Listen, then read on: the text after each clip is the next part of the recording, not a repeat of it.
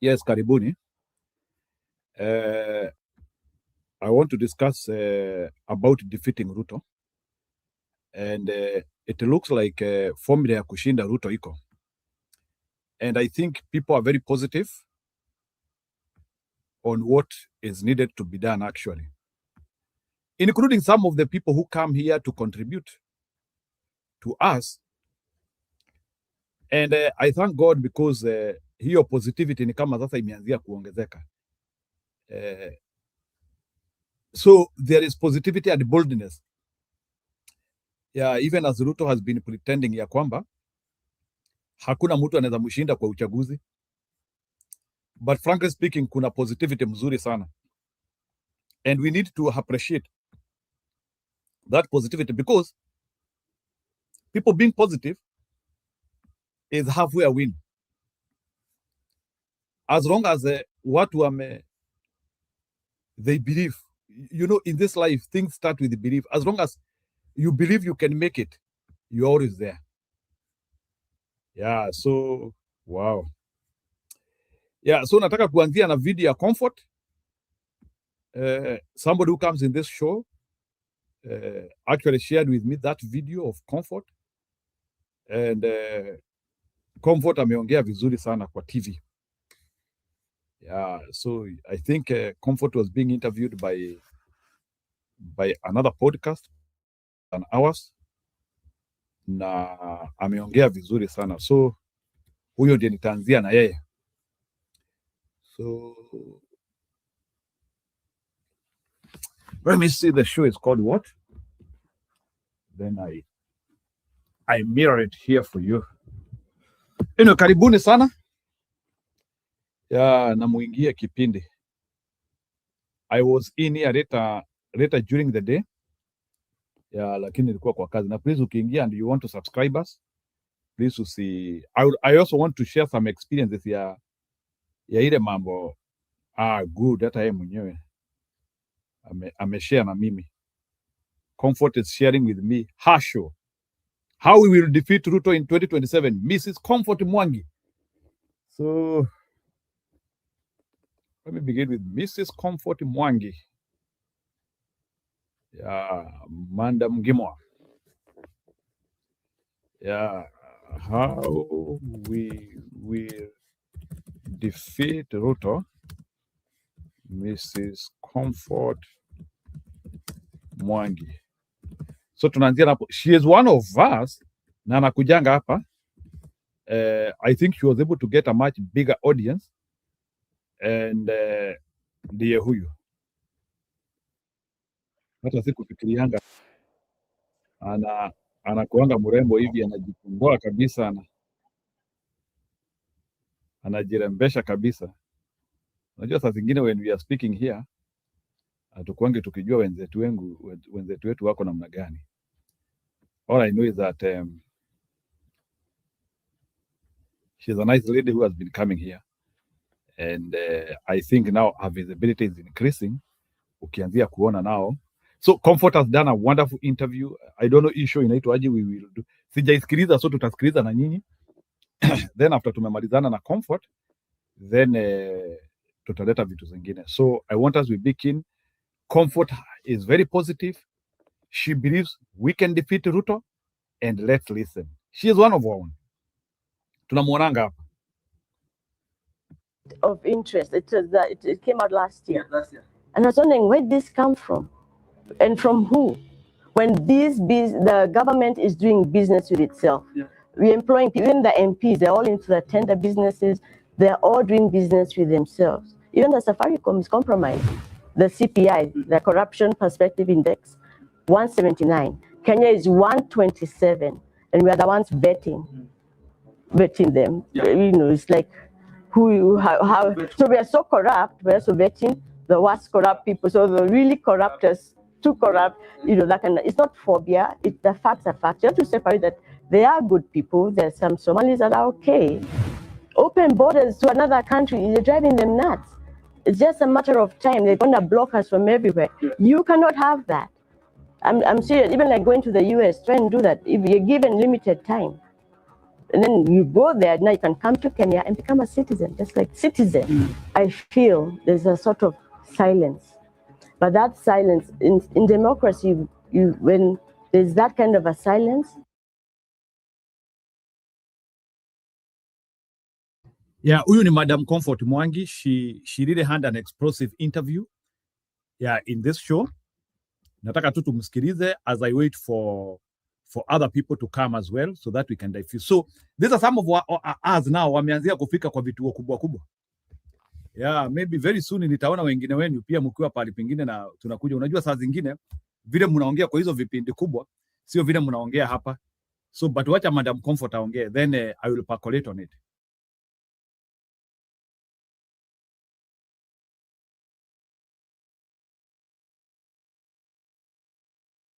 It means that democracy is failing.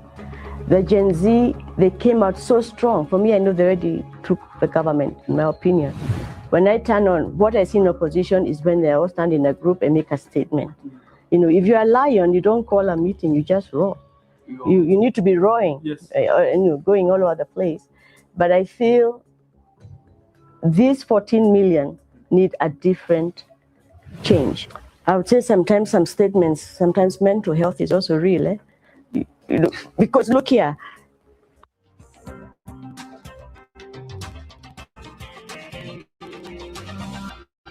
Great to see you. Hello there, and welcome to this particular platform, a platform that is dedicated to speaking about what matters. What matters is we need to focus a little bit less on politicians and focus more on ourselves. Focus on ideologies. What actually matters is our future. And my conversation today is all about that. An aerial view of Kenya from the diaspora. You know, the diaspora are watching. They remit so much to this country, and they want people who can help the money that they bring back to the country, help the Kenyans that they actually help. Now, my conversation today is someone who ran for office in Muranga. Probably you've seen her before. Also, she's a policy advisor, governance expert, a diaspora leader, and she talks to me once in a while to get to see what the diasporas are thinking about our leadership. Comfort Mwangi, Miss, how are you doing today? I'm good. I'm so happy to see you, so happy that you're back in the country. You can let me know what is happening. How is the mood, Uko Maju? Before I mention that, congratulations. I like your new channel. Thank you. And first of all, so your cameraman, it's so clear. Yeah. I feel like I'm seeing you in 3D. Yeah, but good job. I like what you're doing, and keep it up. Thank you. And nice to see you again. What is the mood, Maju? Right now, many things are bombarding us. You know, we have the Minnesota issue. Then we also have, you know, we are thinking so much about what can happen in terms of our passport, because most of them pass through here before coming to the US. So we just hear the money's in Kenya. They need to go back to Kenya. Yeah. So we're watching, following. That's the story we're following right now. Let's start with this, corruption. Yes. Auditor General comes up with reports after reports, missing funds, talk about housing, talk about Safaricom, talk about what?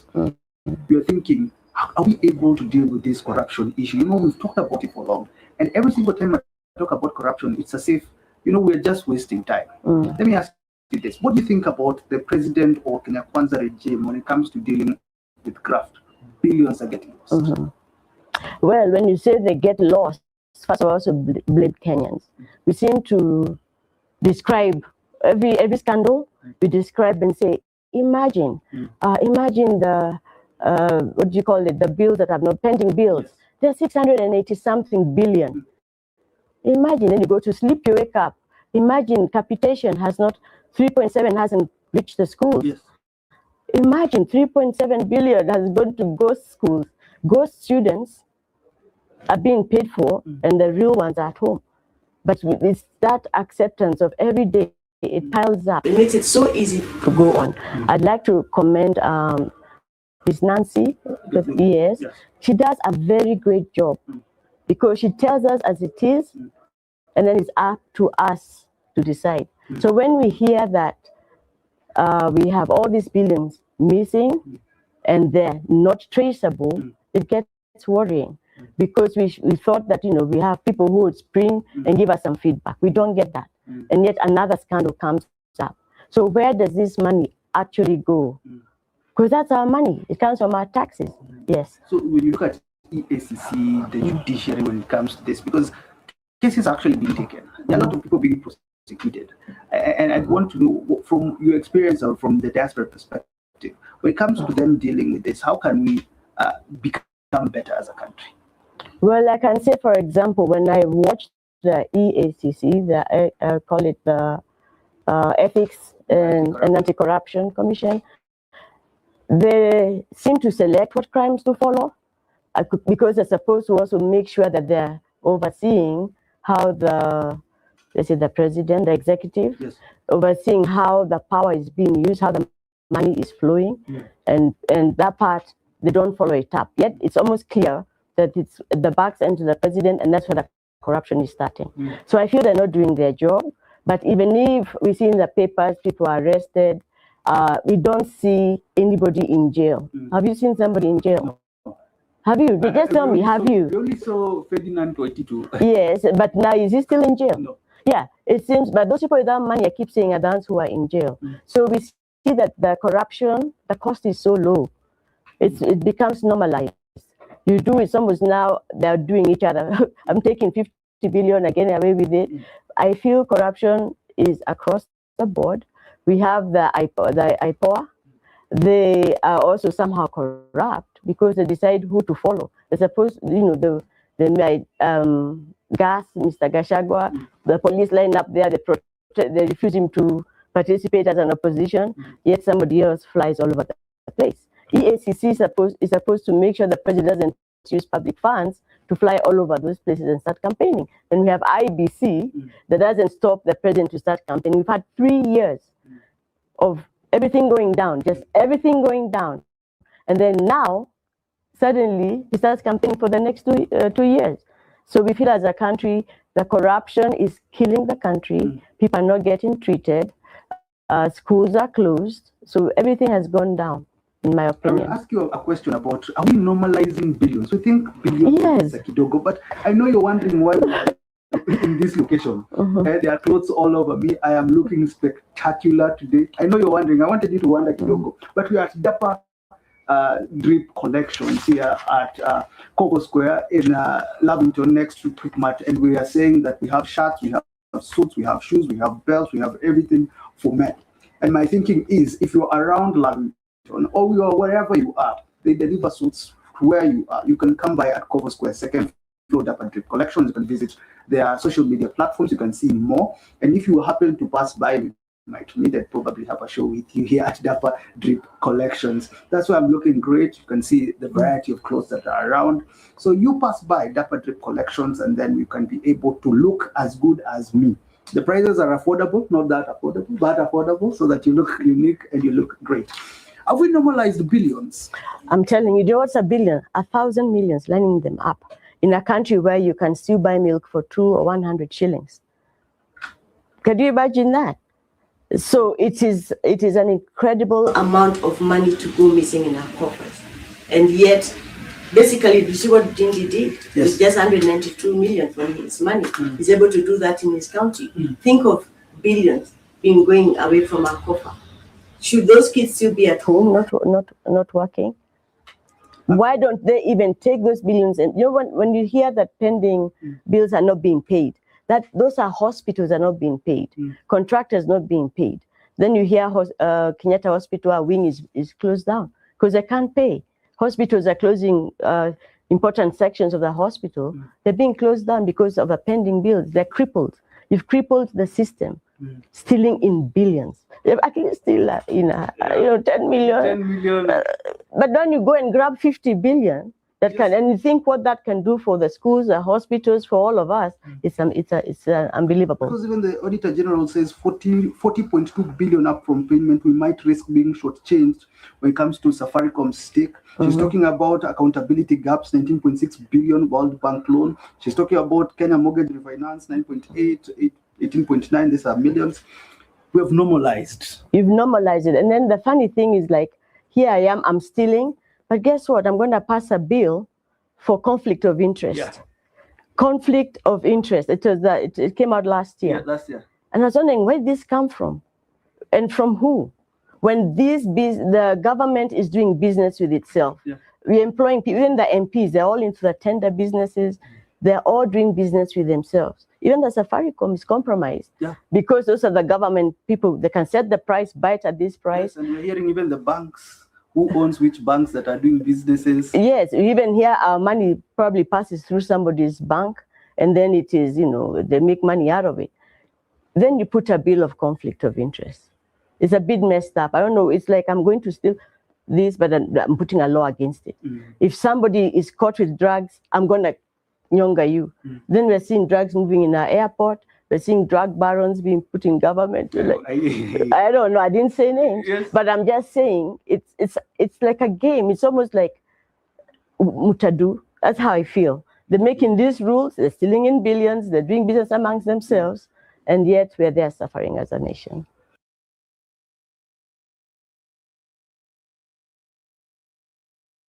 Yeah, we will continue listening. So that one is Madam Comfort. So, Bwana Belfast, do you know Madam Comfort?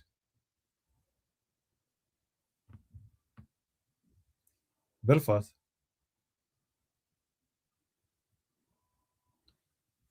Aya, Belfast hataki kuongea. Wacha Comfort aendelee. Of course, we'll talk about Singapore, we'll talk about Gen Zs, what to do. But there's the issue of terrorism in the country. And you've talked about what the diaspora community is feeling when it comes to safety here in Kenya. There are chiefs that were kidnapped last year in Mandera. Took some time before they came back.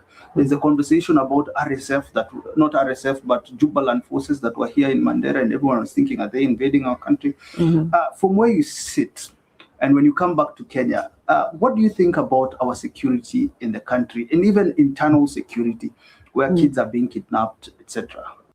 Imagine being able to build an app with your name on it, just by thinking about it. Meet Base 44. Well, I know when I was here in February.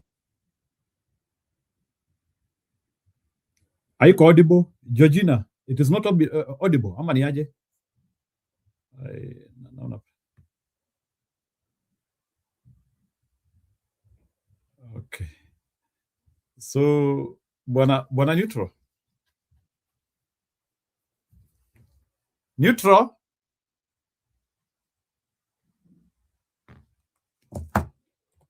Neutral ni kama anisikii. Wacha niweke simu nisikie. Ama ni mimi sisikii. Let me just confirm the voice from my phone.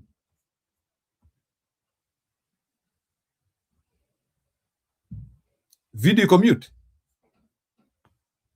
Oi.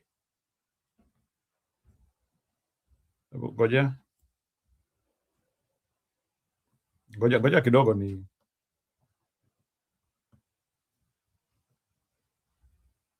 ngoja ni confirm hapa.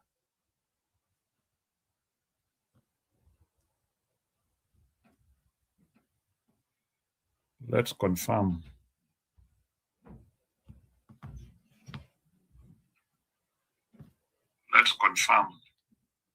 I can hear myself.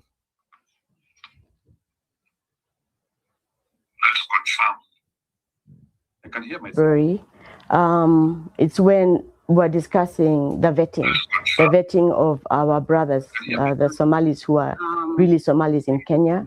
They've not been vetted to get the IDs, but they've been in Kenya. They've been kind of marginalized there. But that was a process to take part in Northeastern. So now when you open the papers and you find like 20 pictures there of people from immigration, people for fingerprinting, ID people, and then we're told that the whole machinery is found in people's houses. You can get genuine passports, genuine IDs in a house somewhere here in Nairobi.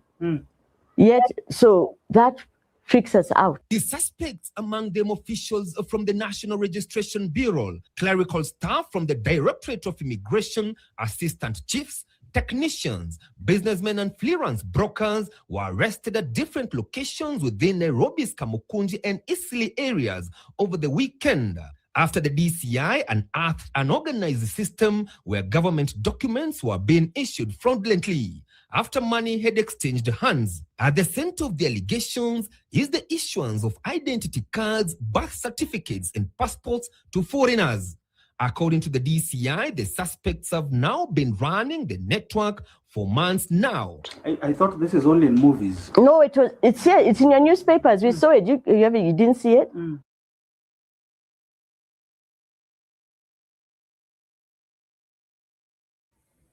Am I audible? Wale wananisikiliza. Belfast, are you there? Belfast, are you there? So hiyo video ya Comfort munasikia because Georgina, okay. Yes, I'm listening, but I'm not responding. I just want to. Oh, but is the video I have playing? issues in Comfort. The way she's explaining some of these things, but I broadly agree with her. But let us just listen the flow of the conversation. Yeah, it was there. The immigration, some people, they actually put there with their names in the newspaper headlines. People from the immigration office and other people, brokers, they found all those things in people's houses. Fingerprinting, get the ID, get the passport. We don't know who are those people getting that. Yes, but if it is, we agree that yes, the president passed for the people out there. But we also wondered why. Why now, would you want people to enter the country with very little vetting? So now, when we in the diaspora see that, when talk of corruption, we are affected because right now, when you carry a passport, you're carrying the reputation of that country. Yes. When you carry a passport, you're actually carrying the reputation of that country. I'm a Kenyan. Then when you turn on the TV, you're seeing the Somali Kenyans who are doing this. And yet those Somalis, I saw somebody saying that we should not have paranoia about them. Yeah. The Somali Kenyans in Somali, they don't even identify with blacks, even with black Americans. They don't believe they're black. They say they're Cushites, they're Arabs. Okay? Yeah, that's what they say. But now the crimes they have done there, the FBI already here, they're tracing the money here to Kenya. All the neighboring countries, their passports, they can no longer go to the US just easily. Only Kenya. Yes. But now this scandal that has come up, this is what is now troubling us as diaspora. We're just watching from outside in. We're also anxious. But when you speak that way, people think you are Somaliphobic. And this is the conversation that we're having in the country. Anytime we question some of the implementations that are taking place, it's as if we are Somaliphobic or Islamophobic. No, Somali, they have clans, they're different clans. Okay? That's why they don't have a functioning country, because they all fight each other. Somali, let's say we're 182 countries. Somali is 179, most corrupt. The CPI, the Corruption Perspective Index, 179. Kenya is 127, and we are the ones vetting them. Yeah. It's like how. So we are so corrupt. We're also vetting the worst corrupt people. So the really corrupt is too corrupt. That kind of. It's not phobia. The facts are facts. You have to separate that. They are good people. There are some Somalis that are okay. We have grown up with them. We've been with them here. Why are they then how are they getting those other passports to leave the country? We know there's Dabab. Dabab was just like a channeling place there were real refugees and there were those who are using that aspect to go to the US. So when you see that happening in the US, the Minneapolis, Trump has removed the protective status, the temporary, it's called TPS, temporary protective status that helped them get the passports and visas to go there. But that was 30 years ago. So the Americans are saying 30 is not temporary. So that was removed. Then Trump took it at a higher notch. By March 17, he has said all Somalis must leave. Somalis.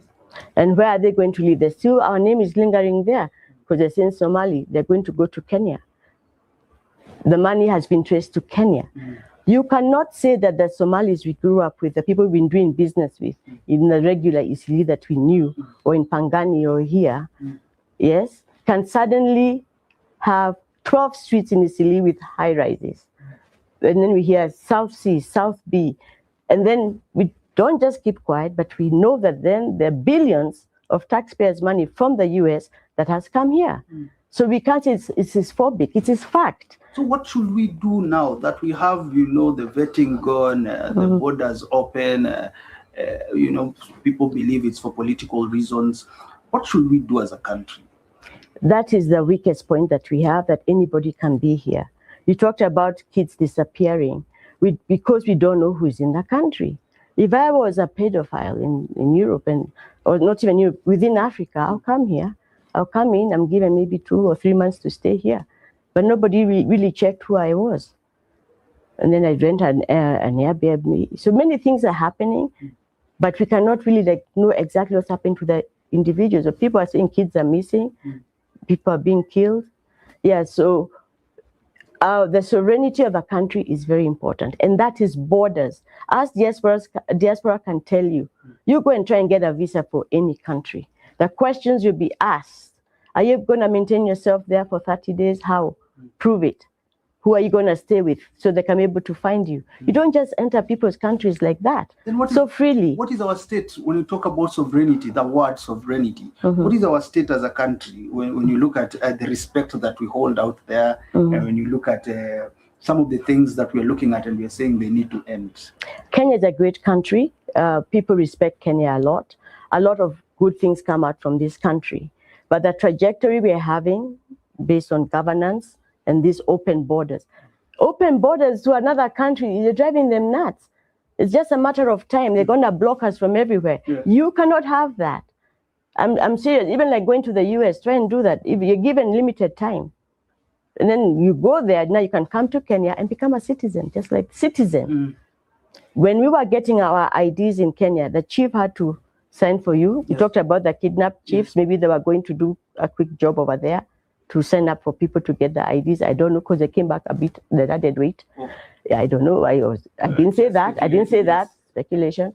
But I'm saying that the chief had to know us. They ask, what school did you go to? They know your parents, then you get that ID. Now, if you cannot even speak Swahili at the age of 30 and you're getting a Kenyan passport, where have you been? And you've been saying you're living in Kenya. Who are you? Those are the questions. Those are the questions. So Kenya, we really need to understand who's coming into our border. I know the neighboring country, Tanzania, she was able to remove, she's blocking herself out. So those are the things we need to work on as a country. We need to have, if we have good borders, strong borders, people cannot just come in, because also when they come in, we have unfair competition in trade. How are you able to go to a shop and the retail price is less than a wholesale shop down the road? Sure. How can you compete with them? Everybody will come to your shop, then I'll have to close mine. Yes. So slowly you own all the shops. And then you say it's hardworking, you're very hardworking. Imagine your private practice a year from today. What's different? I get to help people who couldn't access therapy before without losing my data. When we talk about Gen Zs, because you're talking about kidnappings and the people who are being kidnapped were young people. And the conversation in the country is for change to happen, young people need to vote. And when you look at the IBC registrations, everyone is thinking, will these people actually vote in 2027? The protests were there in 2024, 2025. Some people are talking about a political party needs to be formed that is Gen Z based. What is your thinking about Gen Z taking power or actually giving power to the right people in comparison to what you're seeing abroad, where young people actually participated in the last election of Trump versus Kamala? I would say that Gen Z, they are 14 million strong. And I feel there's a sort of silence. But that silence, in democracy, when there's that kind of a silence, it means that democracy is failing. The Gen Z, they came out so strong. For me, I know they already took the government, in my opinion. They did. They were the strongest Gen Z I have seen across the world in terms of their resilience and the unitedness and the force. They were frustrated. They got out. Protests, is just a signal that things are not working. You then don't go and say, "No, I'm going to make a law." If you on social media do this and this, that is their public square. That's where the Gen Zs meet. That's where they learn things. That's where they share. That's where they talk. That's where they earn money. Also, like, you have also your digital platform. You cannot. I feel like there's a silence, a small withdrawal. But I'd like to tell the Gen Z that they were very successful, and they were lucky that we've had Gen Zs also change countries, but get out into a protest and really make a change. but it was temporary. They came out just like of the Gen Zs here in Algeria or Egypt or Nepal. Yeah. But those countries, you know, they were able even to go, some of them up to the State House, so Yes. to say. But those countries did not have the structures underneath. The countries that have been successful, the Gen Zs that have been successful, have had structures working. And Kenya, our structures were there. When they were doing the protests, we could still go to court. We had a media that could still cover them. It was functioning. So all they need to do now, Gen Z, is to use their strength. That 14 million strong is to vote. Because protests, okay, protests open the door. But voting is what allows who go in. Yes, for sure. So the protests have happened. Now, if they don't vote, they need to vote who they need. They'll walk in, and they'll now start growing from the inside out. Do you think Gen Zs will vote this time? From your assessment, you look at this, what is happening in the country, you look at the by-elections that happened. Do you think people will turn up to vote? Yes, I'm thinking there's a way we have a solution. I'm thinking of something. The Gen Zs and the Gen Zs in Kenya, because they know the ground. We've seen their strength, their power, and their presence in the digital space. Then we have the Gen X, that is us, the Gen X in the US. We have got the money, the experience, the mobility, and the torch. Torches. And we also have that torch to Milika to see that the world, anything happening here, we can really like amplify it. So we can have a very good synergy where we have the Gen Zs here in Kenya working together with the Gen X out there. Our Gen X here in Kenya, just keep our children, okay? Because they're the ones who are footing the bills in their houses, okay? Make sure their minds are fine. Take care of them. Us, we've had like 25, 30 years experience out there. We've got the ideas, we've got some extra money. We know how to access. And then we know if there's trouble, tutamulika, and we'll help them. Then we, in the Gen X in the diaspora, on average, we have got 2 Gen Zs in our homes. These are people who can even tell one of the superstars, oh, they want to shut down the internet in Kenya. Within minutes, we have Starlinks all over in Kenya. Yeah. So if we get a synergy between now those 4 groups, I believe they can take their country. Who should coordinate this synergy? Should it be anyone having this conversation, or should it come from the opposition or the political leaders? Leave the political leaders. First of all, the boomers, those are the ones. Oh, once I went into a next space, I just happened to enter. I had them discussing, so now the next election, this generation, we have to hide their IDs because they go and they make the worst decisions. I was like, boy, we're the ones now who are being described. But what I'm saying is that we have the politicians who are there now, they had their time in their 20s, their 30s, and their 40s. And from outside in, when I turn on, what I see in opposition is when they all stand in a group and make a statement. You know, if you're a lion, you don't call a meeting, you just roar. You need to be roaring, and going all over the place. But I feel these 14 million need a different change, and that is their future. Us will not be there. They need to grab it. They really need to understand they have the power. We understand that space which is the best. They don't have to come out and watch people on top of their cars and wave. They just need to capitalize on that social media space. That is their home. Do you think Ruto is wooing them with this Nyota program is becoming a little bit popular? It's not. What does it do for you? You explain to me. What does it do for you? Popular in terms of being known that Ruto is giving money. Do you think it will woo the voters? You have to see the motive. What I don't want to name names. As the president, what is the motive and why now? Open businesses from 50,000 shillings. He says you can think 50,000 shillings is some small money. Has he explained the other one? What happened to it? That's La Fund. Yeah, what happened to it? Well, you should ask the hard questions. And why now? And people know your track record. And whose money is that you're giving us? And if it's the World Bank that has given you, why are you taking credit for it? And why are you now giving it? It's not from you. Put it somewhere, people apply, it comes to their account. Why does it have to come from your hand? It makes it very more suspicious. Maybe when you've skimmed some hapoju metoa, we don't know. But what I'm saying is that is temporary fix. We've had 3 years of watching the country going down. Never in history have we had 60%, only 60% going back to school. People at home. But then you have this fund. People come to a meeting, we hear you spend almost 80, 90 million to feed them and to talk to them. And that is also corrupt, that is illegal. EACC, if they're serious, they're supposed to be watching the power. How is power using the machinery? You cannot be the president and then you use our taxpayer money, drive all the cars somewhere or helicopters, and then you say that now and then you go wear uniform. It's not campaign time. Campaign starts next year, May. Yeah. That is official time, even IBC. That's what I'm saying. We talk about corruption. The whole process is corrupt. He's saying he's not campaigning, he's just empowering with this development tours. That is campaigning.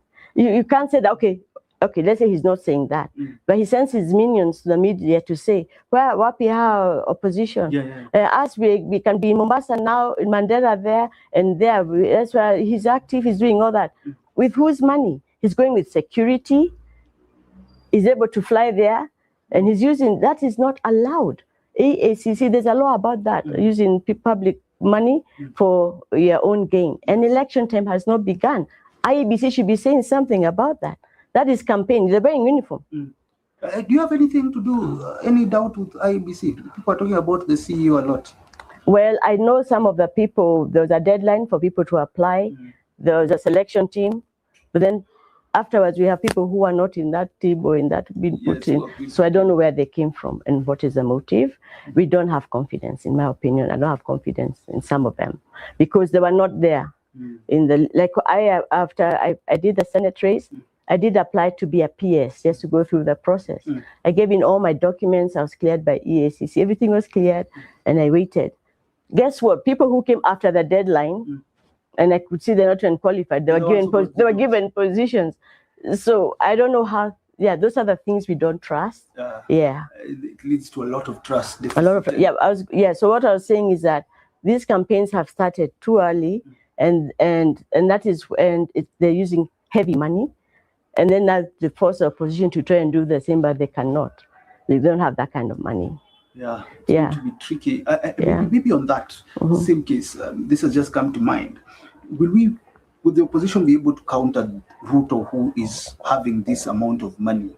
We saw this in the by-elections, and I'm just thinking now, it's hope lost if he has all the instruments of power and the money that. Well, on the ground. Of course, they always say remove the money from politics.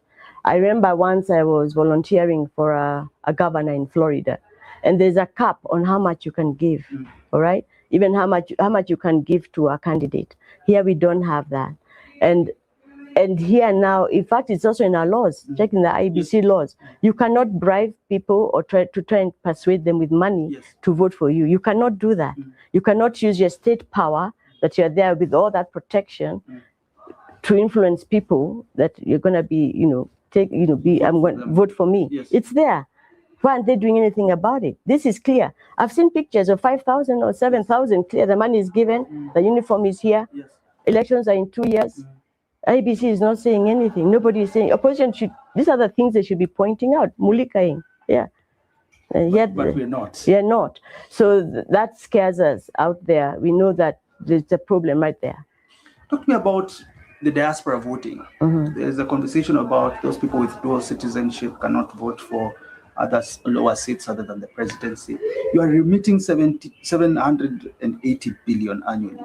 And I'm thinking, do you feel like you can participate fairly in the electoral process of Kenya, even when it comes to e-voting, etc.? Do you feel like the diaspora community is represented in the ballot?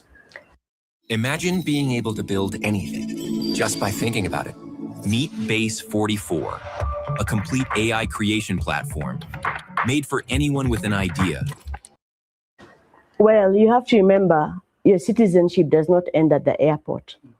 If you're in Kenya, it's in that we are allowed to be dual citizens. So it doesn't end at the airport. This is still our country. And as you say, with that 780 billion that in our remittances, we are the government. Yeah, we are part of that. We are the government. We are second GDP. We are second GDP. Yes. And then you don't want to hear what we are saying, and we cannot vote who is going to run those monies.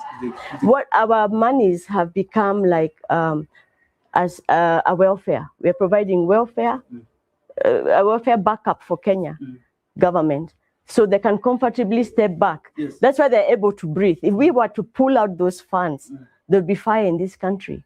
So we are co-running this country. Almost $1 trillion every year. Yes, we are co-running this country with the government, and we are citizens of this country. So we should vote. We don't have to vote for the county positions because we're not living here. And that's in the constitution. We can vote for the presidential. But they have made it almost impossible. They put it only in the consulate, that we should vote only in the consulate. Yeah. So last election, do you know how many people voted in the diaspora? 10,000. Only 10,000. Because, look, it's like being told to go and vote in Lagos. That's and go line up in Lagos, and it opens at this time and closes at this time. So everyone has to move to that state? No, like now in the US, we have got something in New York, a kind of consulate. We have the embassy in DC, and then California. And then they say we can only vote by going to the consulate. So if you're in Texas, you have to take a flight to either DC or go to California. And you might find them closed because it has to be open hours. Then they'll close. So people, and then also in Europe, it's the same thing.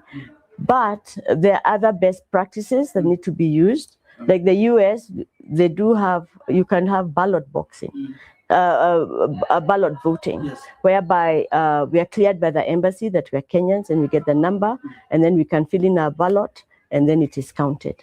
We can also do electronic voting. We are cleared by the embassy, and we can log in on the day for voting and vote.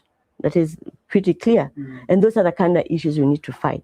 We now need to also now pull our weight. When it comes to other countries that have worked, like Italy or Senegal or Algeria, some of them have got members of parliament sitting there in their parliament. But what they do, some of them, they break up the regions in the world, they hold election. So maybe as a member of parliament for Europe, US, that kind of a thing. And then you can come and sit in parliament and give your opinions. yeah. We may not be asking for exactly that, but we need representation. Our views needs to be heard in parliament. Through the county government, through our members of parliament, we can plug in there. And so that's what I would say. And do you believe if we do like the mail-in, can we trust the system to ensure that there is no rigging? You know, those are also conversations that are there. But I don't want to sound a bit helpless. We just have to trust, but us will follow ours. We'll trust and verify. We have voted there, we'll verify on that. And I don't know how it will be over here, but a lot of things are happening. I hear Smartmatic now has been rehired. You know, they put us through all that. It has been rehired, and that is really messed up.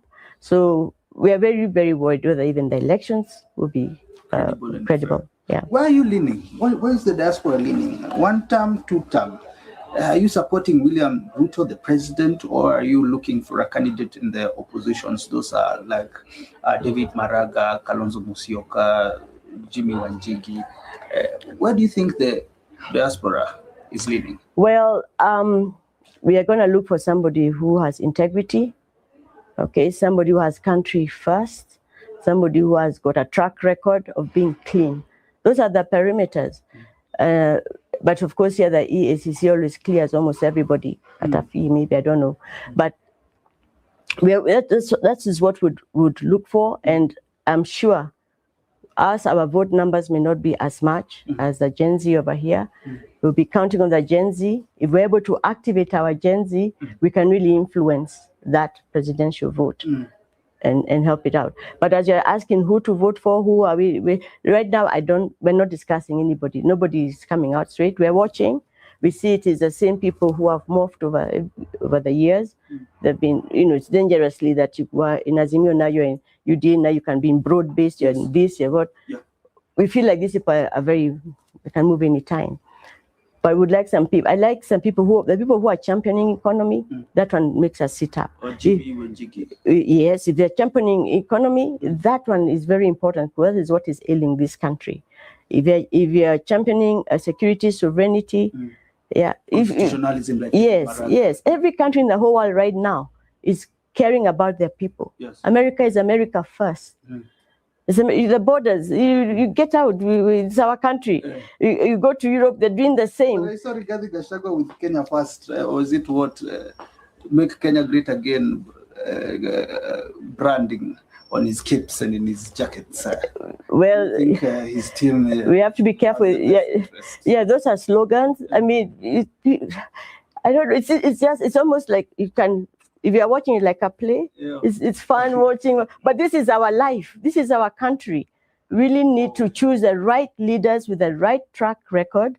And I think I have faith we'll find those kind of people in the next election if we activate the Gen Z who are, like, they've got a clear mind. They're very smart. They're very savvy, thanks to Kibaki free education. They're very savvy. And Matiang'i is putting things in place. They're very savvy, and if we capitalize on those numbers, then it will not matter who is the candidate. We'll kick you out if we don't like you. They'll nominate who they need. That is why I'm urging the Gen Zs, get out of that, shake yourself up. I know you're scared, they've put fear. They've put fear when your friends are picked up thanks to Safaricom, which is illegal. They trace you in your house, abduct you, and they go and kill you. It is scary. And then they put a law that if you type this, 7 years or you don't know, you pay how much. So there's a silence, and that is democracy that is shrinking. But I believe they're going to wake up again. They're going to see the power.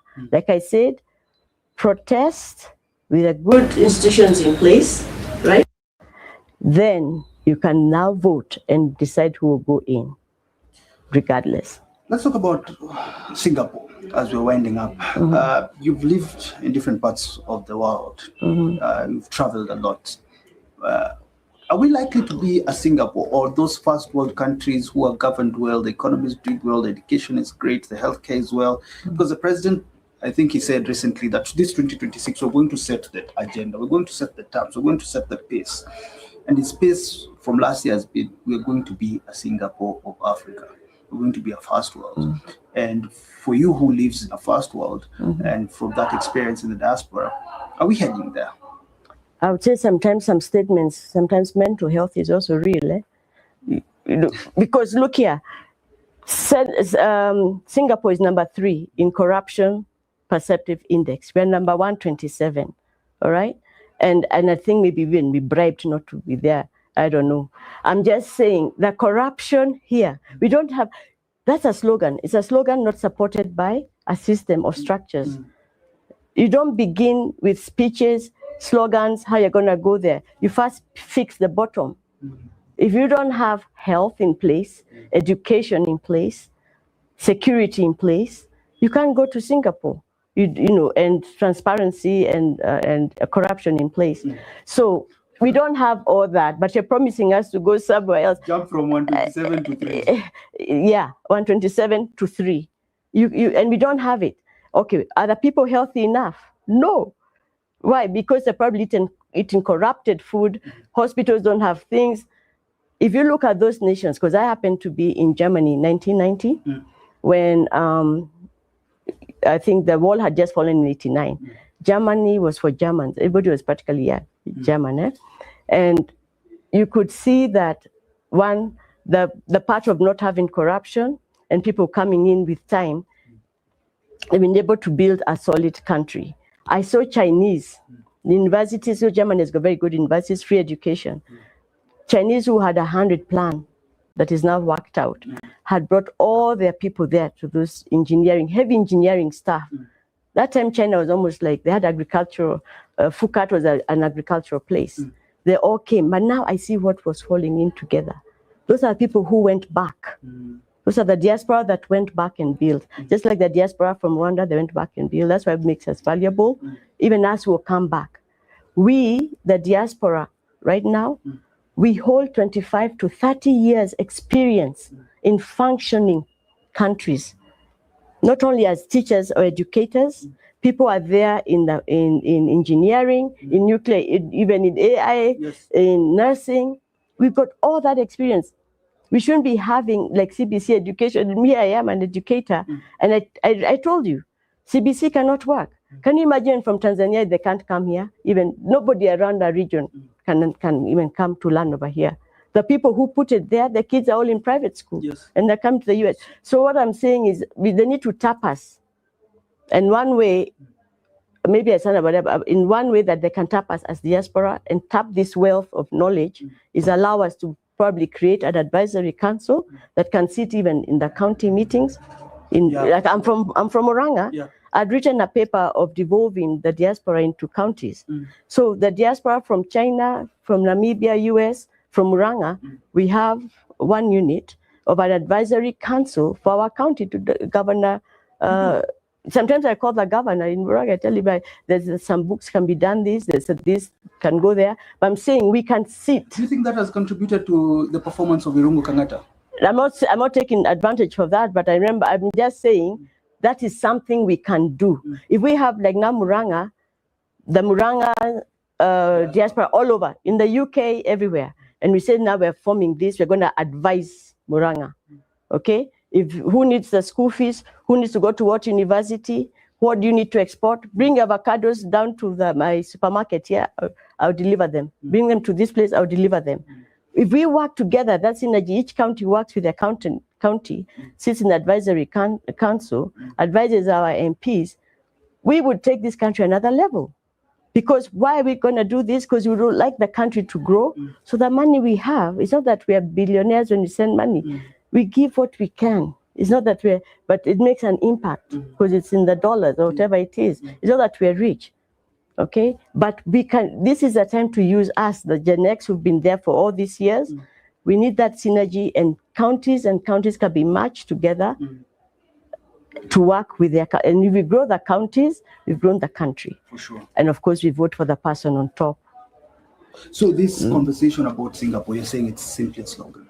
It's a slogan and a speech. That's what it is. It's backed with nothing. It's backed with nothing. It's like I'm messing up here so much. Look there. Yeah, there.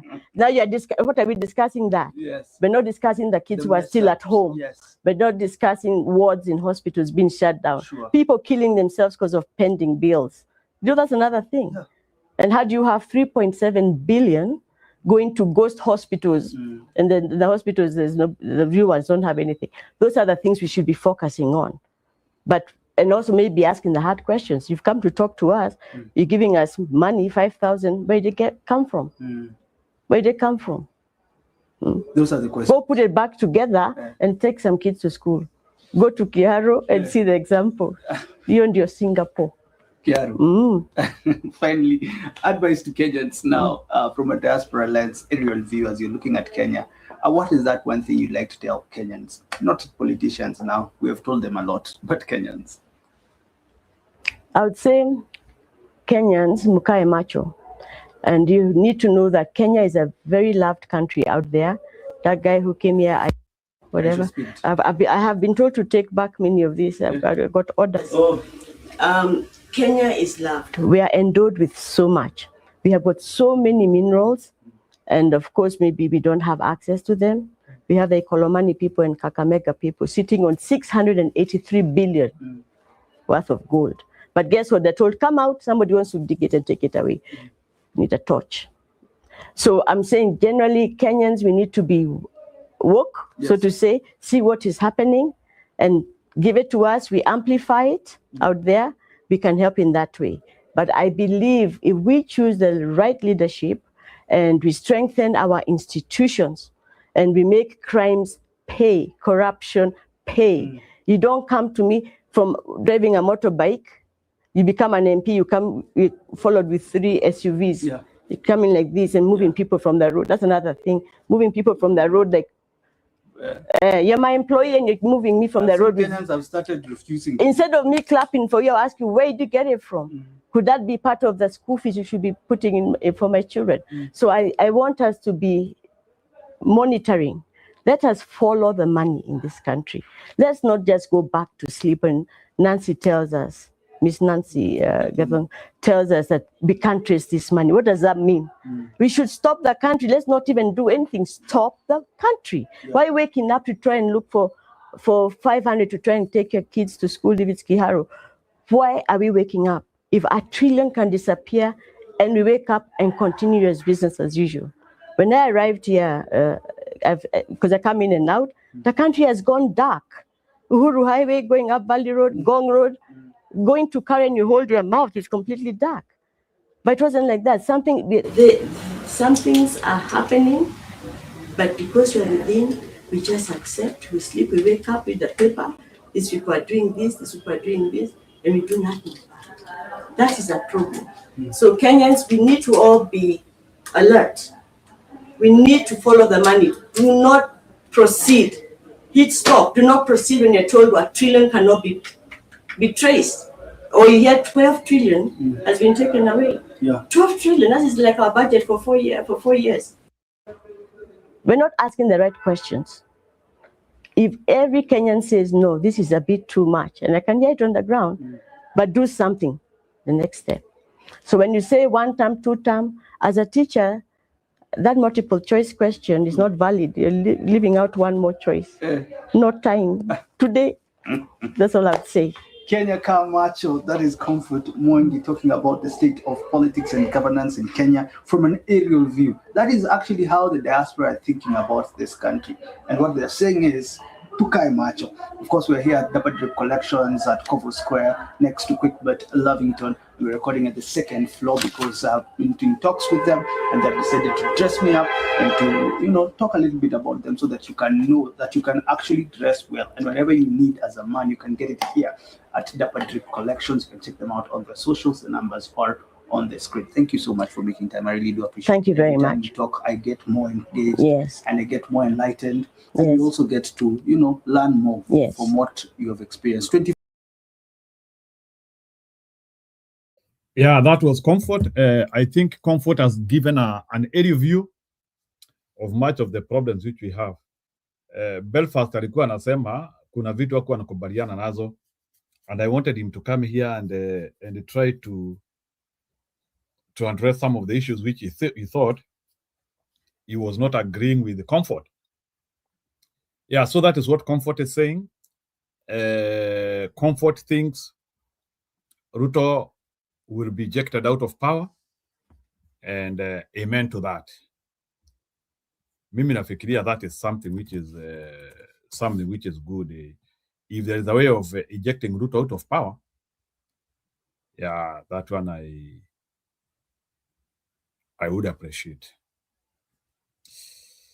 Yes, wacha tusikie hii maneno ya Gathoni, which is continuing to percolate as I wait for Stone PK. Yeah, ameniarifu atakuja, so katika Gathoni anaelezea the reason why Gachagua was impeached. Hebu tusikie. Gisamo no State House hĩndĩ nere mari State House metagwo the Mount Kenya Mafia. Njugĩrĩrio ũguo mũranjugĩrĩria mĩtambo-inĩ ndaigagĩrĩrio kila pahali. Na ũrĩa ndamwĩrĩte nĩ mũkahũrwo 207 na 208 nĩ mwahũrirwo. Rĩu thikĩrĩriai. Ndĩramwĩra Gachagua ekũmũkoroga amũhũrithanie atigĩrĩre nĩ mwarũa nĩgetha agetwo mũhonia wa haro yanyu. Na nĩrenda mũnjĩre nĩ haro ĩrĩkũ ĩ Kenya ĩyo ĩratũma ekĩre helmet na ekĩre vest ya haro. Njĩrai nĩ haro ĩrĩkũ ĩ Kenya. Mũtinjĩre inyuĩ mĩtambo-inĩ mũnumaga. Nĩ haro ĩrĩkũ ĩ Kenya ĩyo ĩratũma ekĩre helmet na ekĩre bulletproof na we ndũrĩ. Arenda gũtũma perception nja ya bũrũri kũrĩa Trump na arĩa angĩ nĩ ndĩrahũrwo arahũrwo nũ na nĩ ũrehũra.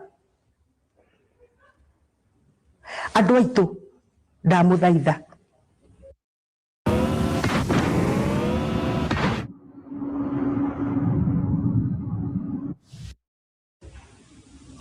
mũndũ ũyũ witũ erũthiomi rwega mũno rwa kuga andũ aitũ koguo nyendete rũrĩrĩ.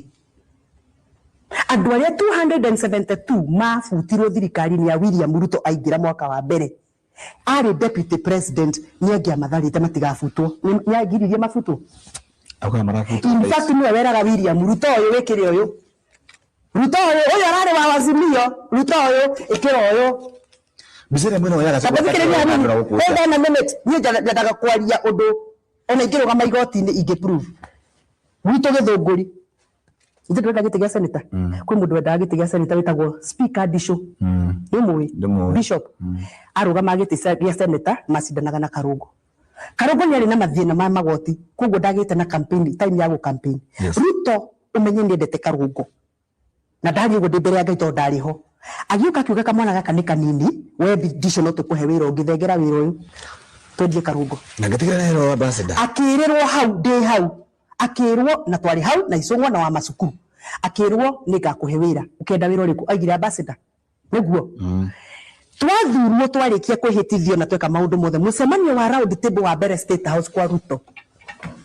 itakinyite State House Ruto akihuria thimu-ini yakwa akimbiria mrembo yule mtu wa kwako tuliambilia kazi amepewa ngimwira no your excellency akijira basi kuja na tukiongea maneno ya Kiambu usisahau ugo niguo Ruto ajirire twakinya kwa mucemanio hende mucemanio so twathia kwariririo ni tukuhe gite gya CS wa barabara to twendaga CS tutiendaga PS na twathia kwaririria clerk wa National Assembly twendaga mundu witu witagwo Njoroge na niwe wikuo ri ndagika ino twi hamwe akijira tukiaria maundu maria turathi kwaririria ndukarege kwaria cia mundu uria twarikia ngiuria atiriri na maneno ya Disho iko wapi president akiuga mbere ya MP zothe Kiambu na no makire wira akawanjiko to mari ho oigire kazi za watu wa mlima zinapangwa na Rigathi Gachagua my deputy president ari hau takiri hau ariko aikareta na kamsmani yesu okay na ijuothe tugigitikira ni ukahea na wira wake uyu wa githunguri tondu wakiri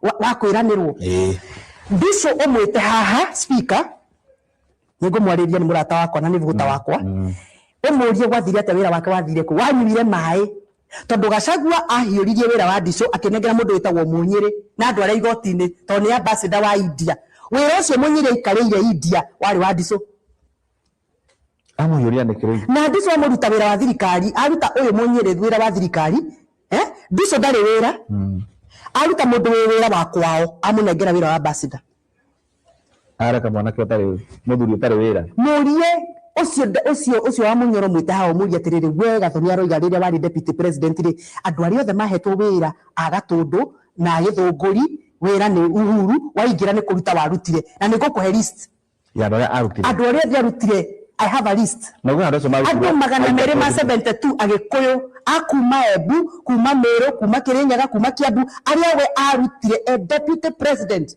na ucio no murecire no ngimuteithia agituraturaga aingatirwo ni tondu wondu ucio umwe wa gutetera andu ake aingatirwo ni ndu wa kuguthira president metha yaugire ana murakaru aguthagira president metha ona kumuikiria thimu eni reke twarie matwaje sararuko aguthagira president metha na aguthaire president metha ni ndu wa mbeca. Hapo ndio nilikuwa nikitaka tuongee sasa. Ati Gathoni wa Mushomba anasema Gachagua alitolewa kama deputy president sababu ya kugongea Ruto meza na kumrushia simu. Ati alikuwa anampigia meza hivi bwana, usinione mjinga wewe. Sasa mbona hii maneno ya Ruto na Gachagua inataka kufanana pia kama ya Uhuru na Ruto tena? Because sasa kwani hao madeputy wanakuanga hivyo wote? Ruto alikuwa anakazia Uhuru, naye Gachagua alikuwa anakazia Ruto. Kwani president ananga power? Hebu nataka mrudie hapo because that is a very serious kicker. Nilikuwa nikitaka msikie ati, na ndio nimewachezea hii video, ati Gachagua alitoroka kwa serikali sababu ya kugonga meza kwa Ruto.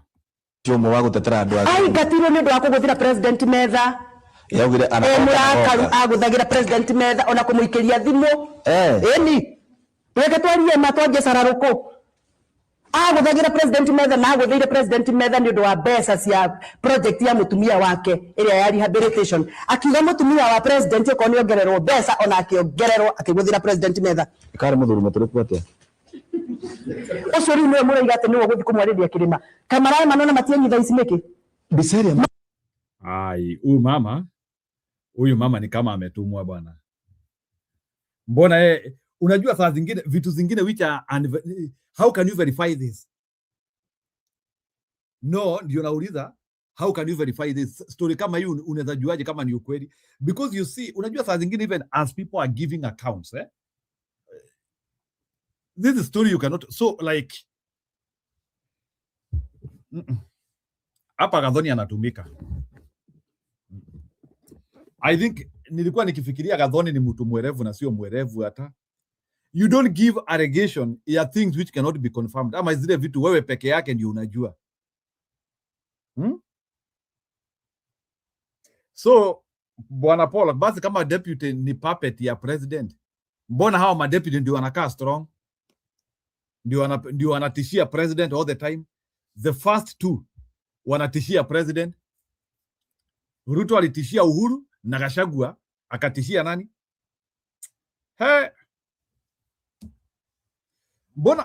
Mbona hii ya Kenya yani kuna vile like rais ndiye anatishiwa. She has been paid well by Ruto to spread propaganda. Gachagua found out she is a mole and kicked her out of a circle. She is bitter for being caught spying for the enemy. Wamushomba ni female version ya Moses Kuria. Ndio nasema ndio nauliza sasa, hizi story Gathoni anasema, how can you verify it? Like, so Gathoni anasema Gachagua alikuwa anapiganga meza. How can I know whatever she is saying? Why is Gathoni saying whatever she is saying to amini? Kwa nini tunafaa kuamini hii mambo Gathoni anasema? How do you verify this? Ili ujue hata yeye Gathoni ajielewe, she is not a serious propagandist.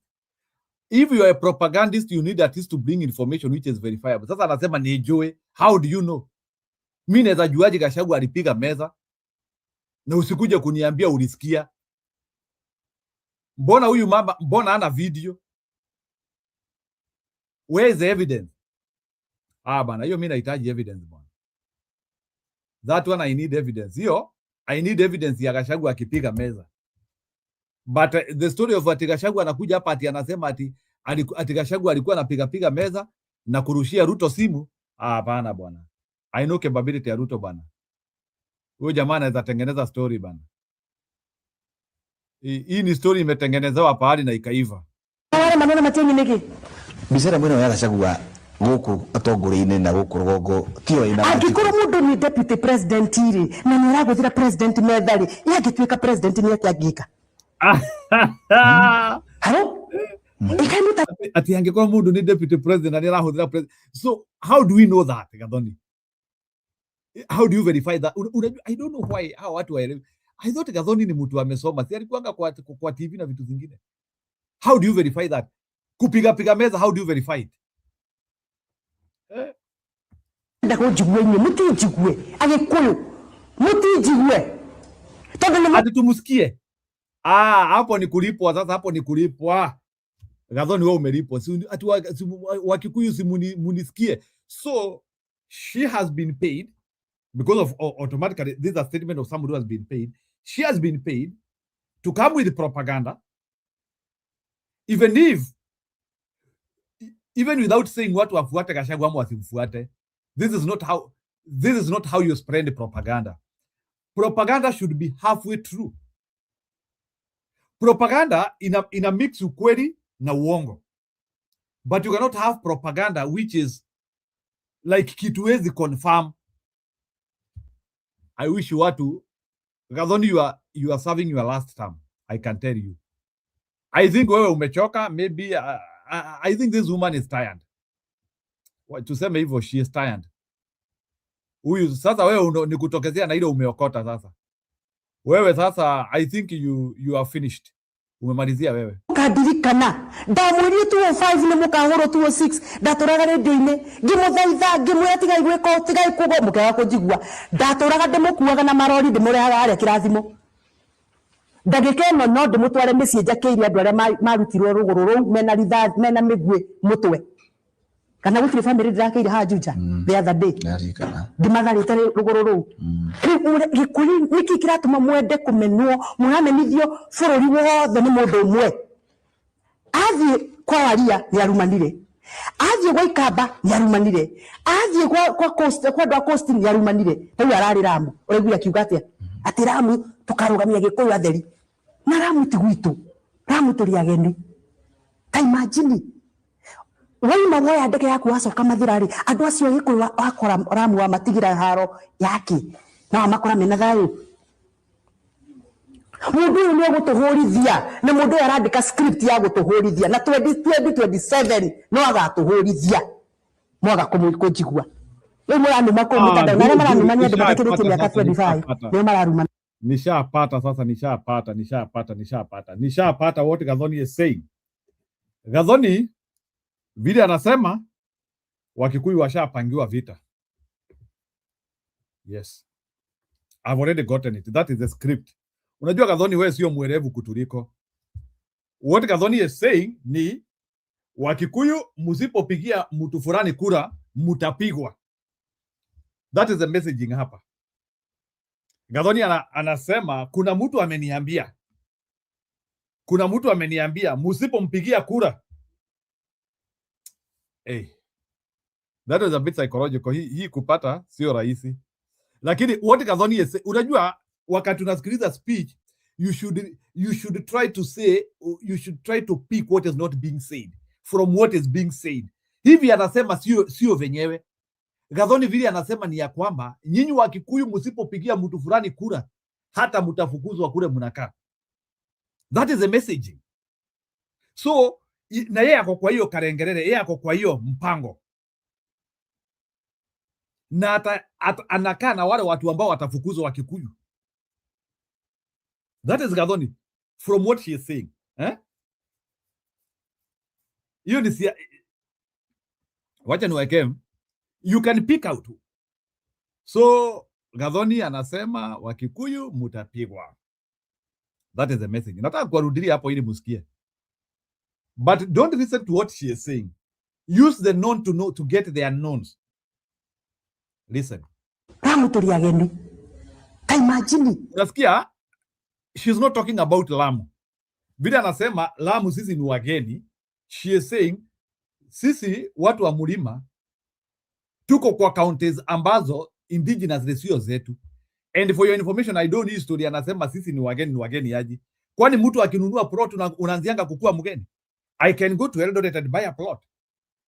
So what Gathoni is saying ni Wakikuyu wamepangiwa. That's what she is saying. Na Wakikuyu sasa muketi chini mukijua ya kwamba munapangiwa na watu wenyu wanakuwa kwa hizo meza mukipangiwa. Munapangiwa vita na watu wenyu wako kwa hizo meza. The messaging here is very simple. Mutapigwa. Messaging from Gathoni. Just pick it out. You know, sometimes when you are analyzing politics, because how politicians hawatakangi kukua misquoted, so what they do is they do the reverse of what they are saying. So lazima usikilize vizuri sana and you decode what she is saying. That is the decoded message from here. Anasema sisi, so yeye atuoga wake ni anajua Wakikuyu watapigwa kama watapigia mtu fulani kura. Si ati ni uoga, si ati ni anatupenda. Anaambua alete huo uoga ili sasa Wakikuyu waseme ai basi kama tutapigwa na tufukuzwe. So ile kitu inafanyiwa hapa sasa, na ndio nataka muelewe, ni kura ya Wakikuyu diaspora, ni separation sasa. Wakikuyu wale wako Mount Kenya na wale Wakikuyu wako diaspora waachane. So ni uoga wale Wakikuyu wako Nakuru, Eldoret na Lamu na eneo zingine ambazo sio mlima waachane na hao Wakikuyu wengine. So already Wakikuyu wanataka kwanza wawekwe groups mbili. So Wakikuyu kuna Wakikuyu diaspora na Wakikuyu main. So Wakikuyu diaspora wanaambiwa nyinyi hamwezi enda kinyume cha serikali sababu nyinyi mtapigwa na mtafukuzwa. Waachaneni na hawa Wakikuyu wengine. That is the messaging. Waachaneni na hawa Wakikuyu wengine. Hawa Wakikuyu wengine already wako kwao. They are in places where they originate from. wachaneni na hawa Wakikuyu wengine wa diaspora. Hawa Wakikuyu wa Nakuru, Eldoret, Migori, wapi, hawa Wakikuyu ni wageni. Hao, na sababu nyinyi ni wageni, hamwezi enda against William Ruto, sababu mkienda against William Ruto mtapigwa na mtafukuzwa. So ni desperation ya Ruto kujaribu na unajua Kikuyu diaspora ni close to 30%. Sijui kama mnaona ile kandi imepangwa hapa. Already sasa hawa Wakikuyu wa diaspora wakitishua na wakiambua mjue hata hawa Wakikuyu wengine the main Kikuyu zao akina Nyeri, Murang'a, hawa Wakikuyu hawawateteangi. Nyinyi mnapigangwa peke yenu. That is the messaging ile iko.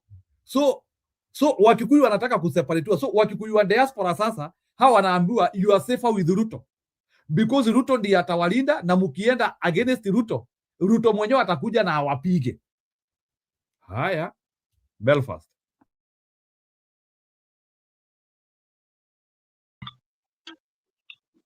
Unajaribu kuturoga hapa eh? Na waroga kiaje? Unaleta hizo msheneza sijui ati No. Sileti mushene. I'm saying what this woman is saying. Na hiyo kure ya diaspora ndio Ruto wanataka. Unajua, if for your information, sababu again I have also heard that because that is what even some other Kalenjins are saying there. Wanasema wale Wakikuyu wanakaa na wao wakipiga kwingine wanawafukuza. So what I'm trying to say is this. If Ruto can confuse that diaspora Kikuyu vote aipate, don't you think kadi yake imeanzia kukua mzuri? It started to brighten slightly. Because sasa hiyo ndio uoga wanaweka sasa. Wanaweka sasa hao Wakikuyu kwa diaspora. Hata wakiambua wako kwao. Endelea. Okay, I failed to recognize Kenyan elections a long time ago, so I'm not going to have a conversation about this.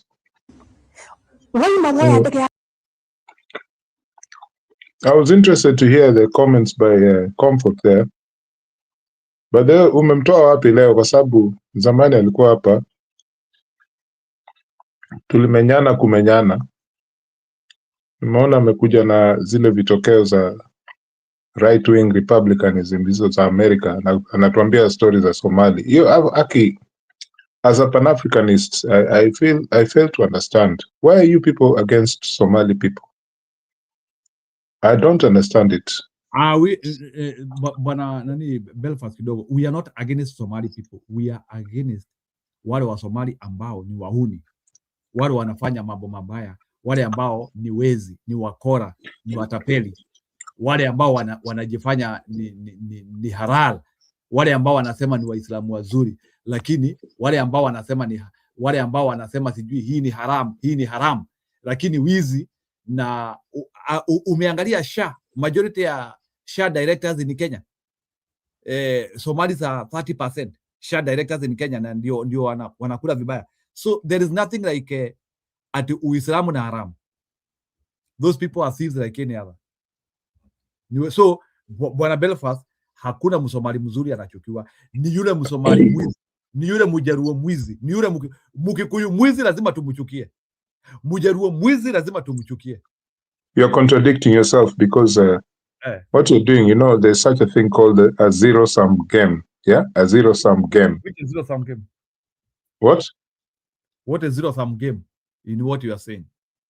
A zero-sum game is, in this particular example, you can substitute the Somalis with Kikuyus, Luos, any other community, as you said there just now. So it's a hopeless game.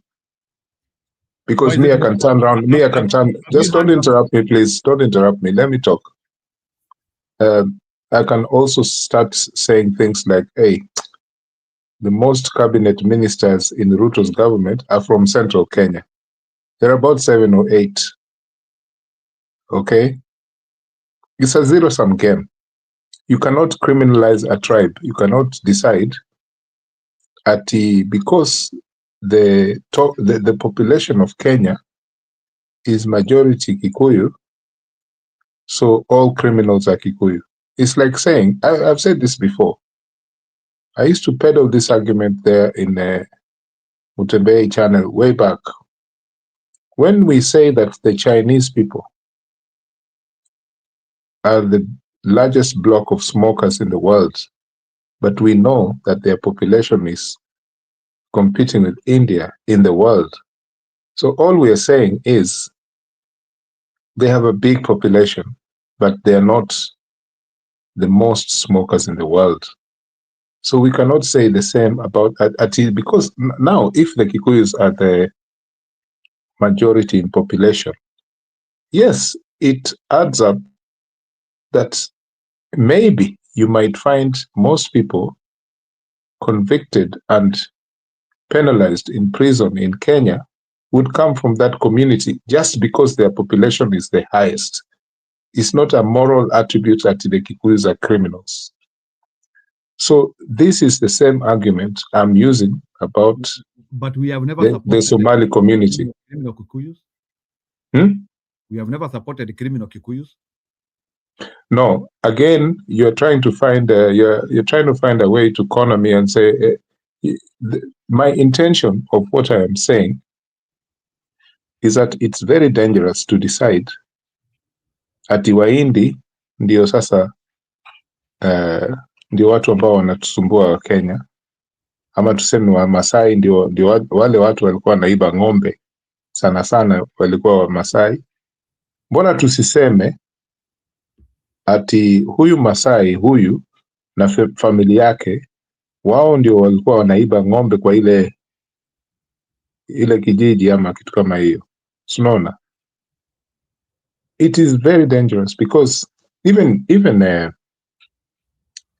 our freedom fighter Koigi Wamwere, although some people may not agree, has written books about negative ethnicity. And we practice it, by the way, without knowing. And Koigi says it, without knowing. Not sometimes even we don't mean to. Okay?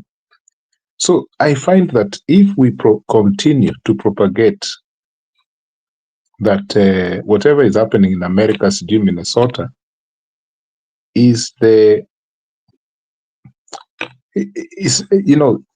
it's a very dangerous thing to look at, because me, I'm proud of our Somali brothers and sisters, and I know that yes, you will find that some criminals have emerged from that community, but we have had criminals emerging from our communities as well. Now, why I'm saying that the Somali Kenyans or Somali proper have done great for our communities. You see, when you go to our rural areas, you know that the people who are running the medium businesses in our communities now, Western, Nyanza, even Ukambani, and many other places in Kenya, including Kisii. I don't know much about Central, but someone told me here on this channel one time that the Somalis have ventured there in Central as well. They have done something which the Indians did during the colonial times, because Africans were denied that commercial space, and the Indians aggressively marketed their items in our rural areas.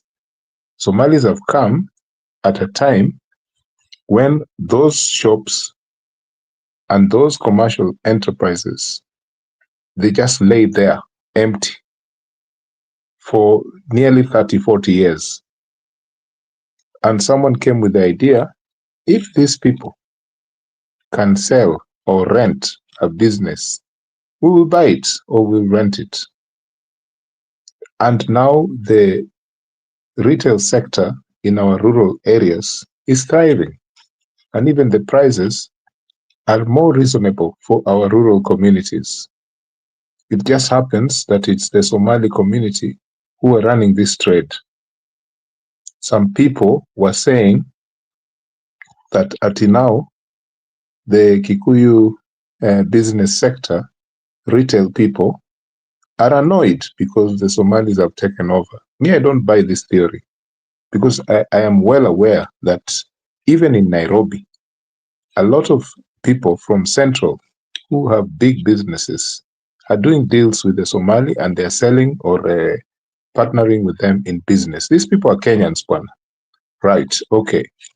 So I listened to Comfort, and she was saddened by the fact that the corruption crime level in terms of procurement of an ID, passports, those kind of things. Actually, those people, they don't even speak Swahili. Me, as a Pan-Africanist, I don't care if, but that is just me. I don't care if we have people coming from Togo wanting to be Kenyan and Kenyans wanting to be Togolese. We must stop this practice of thinking that sovereignty just means that we have to oppose other communities coming to our country. What do we have that is so special? Because you tell me right now, people know that Somali has strong resources that maybe can compare with Kenya. We hear that we have rare earths in Kenya, but those things, as even your Trump said the other day, it takes a country to invest billions to retrieve those rare earths. And that's why China is successful and many countries are not successful in doing this. So we cannot just say that countries like Somalia, the way Donald Trump is suggesting, that those people, their job is just to maliciously conquer other countries by taking over, investing illegally, things ati we have never done. Ati sisi wa Kenya hatujafanya hizi uchafu za wa Somali ambao tunawa accuse. It's not a rant.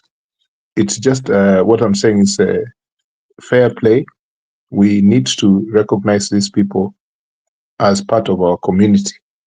It doesn't mean that if we don't like Aden Duale, so it means we don't like Somalis. If we don't like this guy from Migori, Junet Mohammed, and we don't like Somalis.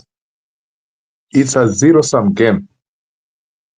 We need to grow up out of this shell, because if we continue like this, it will not be Somalis. The next time it will be another community and another community. And we've done this since 1963, so-called independence.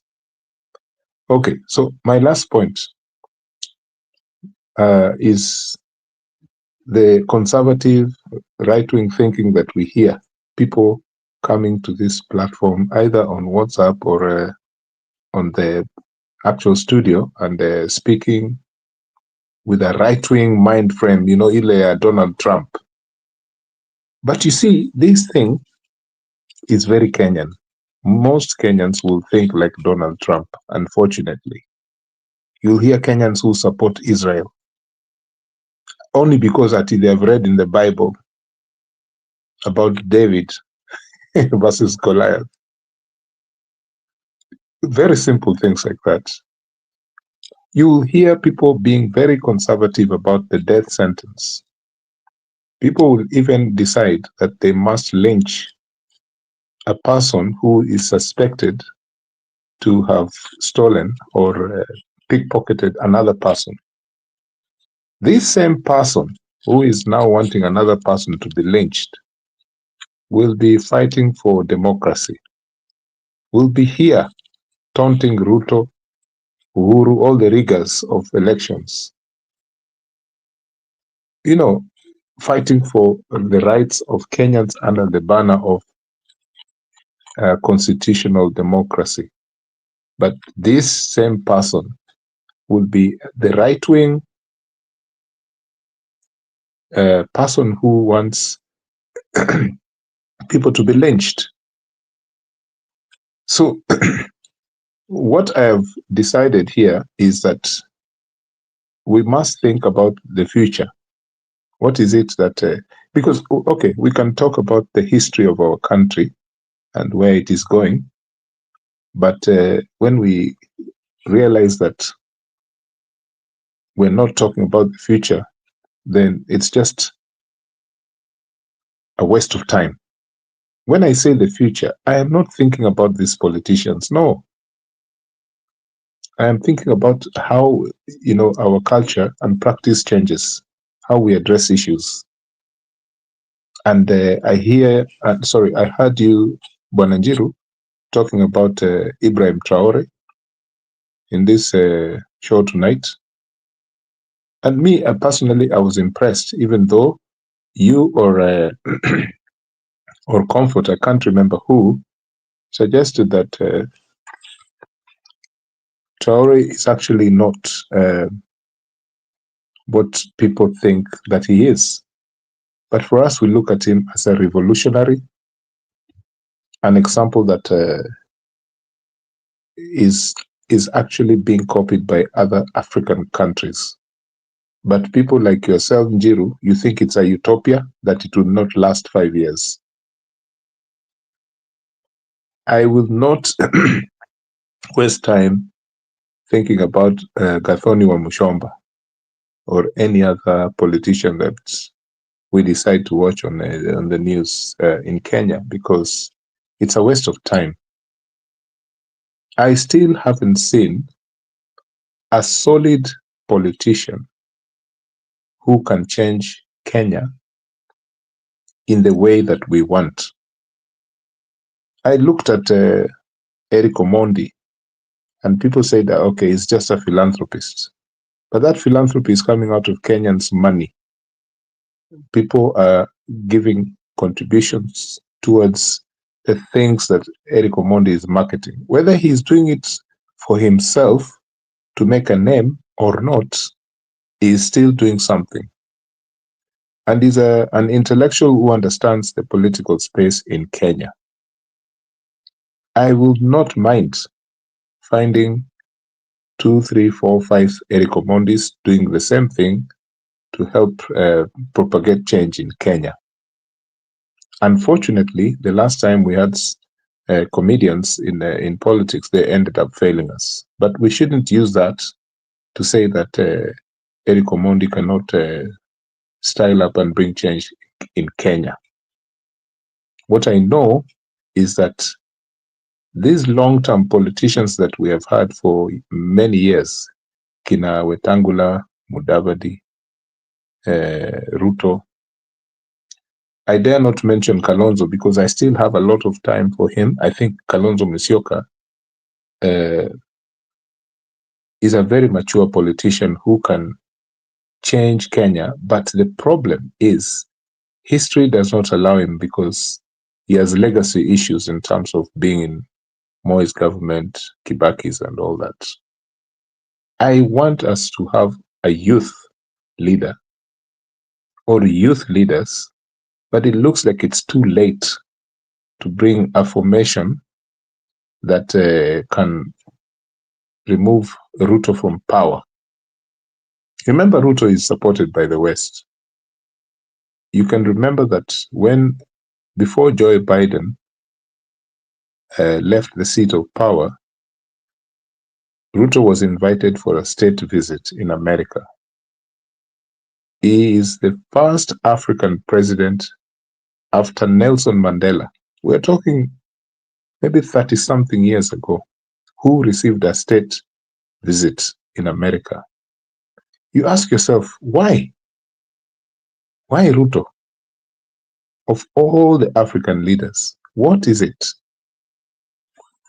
I'll leave that question to you, and thank you very much for giving me the chance to air my views. Thank you.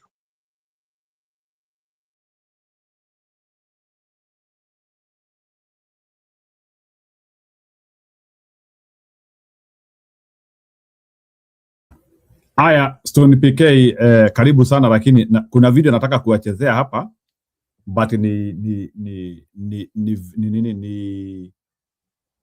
ni huyu Professor Kibisho. He is quite a serious guy. Neutral uta nini kidogo, uta fraud kidogo, but he is saying very serious things about him maneno ya Singapore. Anaitwa Professor Dr. Paul Kibisho. So kidogo tu. Edemo Singapore ni ado milioni 588 na growth rate ya Singapore 0.63% per year. Na arume a Singapore ni ado milioni 340 na atimia ni ado milioni 485 na mashira gashiana 137 per day na makua ga 82 per day. Koguo ri oyoga kwa tukeri horo wa Singapore ambe trole kindu gitagwo data, trole kindu gitagwo statistics. Koguo andu a Singapore ni andu anini muno ni andu anini muno niguo ndakwira. Singapore ina andu anini muno milioni 588 na Singapore atumia ne 2,850,000 na warume ne 3.4 million people. So 52% men, 48% women. Na maundu maria mothe mekaga na kumatikara magiciaraga tiutindaga uriri. About 137 per day na ikune andu 82 per day. Rora Kenya ura turakua. Turaciara guciara hatucirie. Aya, Stony PK, go ahead. You know, those are different people who are trying to deconstruct this idea of Singapore. Some are even saying actually Singapore is a city. It's a new lie which Ruto is trying to come. And I wanted, you know, many of us, we have not even, hata kama tunasema lazima tuongee story. Maybe even as we speak, you will help us to understand hii idea yake ya wheelbarrow ilifika wapi. Haya, go ahead, Stone. Jiro, good to see you at Belfast and those who are on the comment side.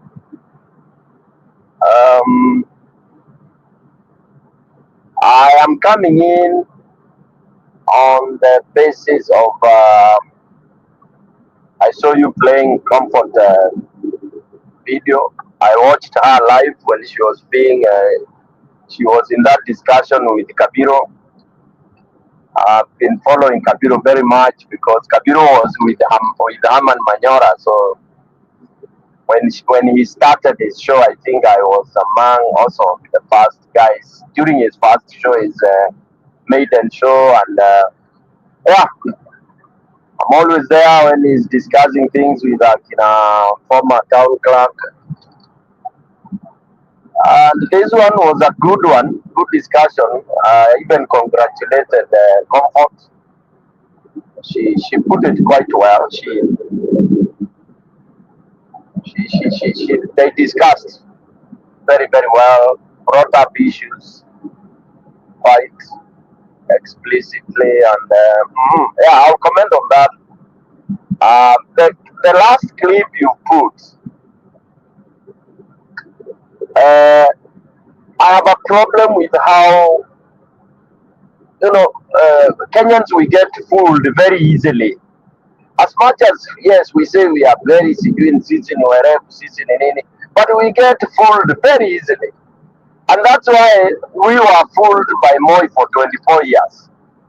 Because sharp and clever, very robust people, you cannot have a dictator run you people for 24 years. And you are crying, lamenting, kupiga nduru, nini.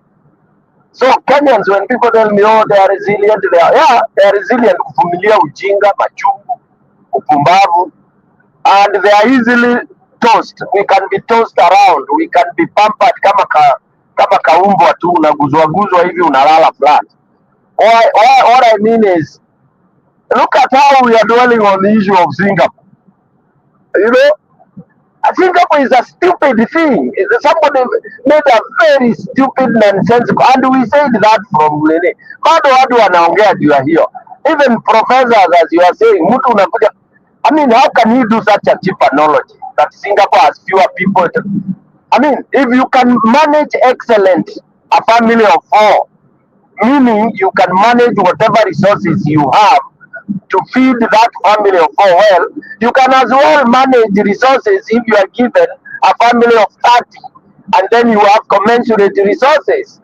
So I sometimes I differ with the people. I did statistics as well, but I don't understand when people say, you know, Singapore has a population of 5 million, so comparing it with Kenya is this. I mean, we are being stupid. Oh, you know, Rwanda has a small population and it's a small country. You cannot compare it with Kenya, which has 50. That's nonsense. That's an argument of somebody who doesn't seem to have gone to school. Ama mtu haelewi. Yeah? If I can manage a kiosk properly, na ni prosper with equivalent resources, then if I'm given a wholesale shop, the commensurate resources, it means that it's not about resources, it's about the management of the resources. Because if you are stealing in the kiosk, hata ukipewa wholesale shop, utaiba. If you are a thief, you are a thief. If you are a corrupt person in a country of 2 million and you are given 20 million, it's the same. You will be corrupt. If you are given 1 million shillings and when ni mwizi, you will do nothing with it ni kuiba, hata ukipewa bilioni 10, it's the same thing. Yeah? So now, Wakenya tuko kwa narratives zingine za ujinga zile Ruto ametuwekea just to distract us all over the media. There is one narrative, Njiro, I'll give you an example, which I said, actually tomorrow I want to have a show and try to deconstruct this very stupid statement that it's a narrative now, that opposition is weak, opposition has nothing to offer, opposition has this and that and this. And this is a carrot, I mean, it's a diversionary toss which was thrown by Ruto. And we are falling into it. Yeah? We are falling into it now. We are there castigating. Oh, you know, we even don't have anybody who can remove Ruto. Oh, you know, all those candidates are not even whatever. They are not talking together. They are this, they are. Then simuende akapya basi mtafute mwingine kutoka ule ambaye si Mkenya. Ule atakuja kutoa Ruto. Wakenya, especially the analysts, those who self-proclaimed analysts, media, it's above. Media cannot take Kenya anywhere. In fact, the current crop of people who go into analysis and all that, they are too cheap, they are too low. Days are gone when we had intellectuals really, you know, kind of picking issues. So for me, I think we are falling off. We are too easily diverted. We buy very cheap narratives. Yeah. And one thing that stood so firm with the Comfort is that she was firm and she talked about the power that we have. She talked about Gen Z. I mean, let me talk about the youth. She talked about that there are people there that can remove this guy. Okay, and then for me, I'll add, and I wish I was able to be there. I would have added and asked, who is the opposition? Who is opposition? Opposition is the people. Okay, it's the people who are saying no to Ruto. Unless it is not the people, and if it's the people who are saying no to Ruto, then are they ready to be bought to say yes to Ruto? So we are supposed to ask those two questions. Are we that, if it's the masses, it is the citizens that are saying to hell with Ruto? Then we ask ourselves, are they, because I hear now people saying, oh, you know, Ruto has a lot of money, their money will come, oh, the Nyota money is being given, it's bribe and all that. So if the opposition, who are the people, are going to be bought by Ruto, then let's all leave everything to Ruto and say it's bullshit. Because you can't tell me you are fighting Ruto and you are looking at how much money he's going to give you. So it's all nonsense then. It's garbage. When you start telling me, oh, you know, Ruto is already campaigning, opposition are not campaigning, Ruto has a lot of money, opposition, you need a lot of money, then it is BS.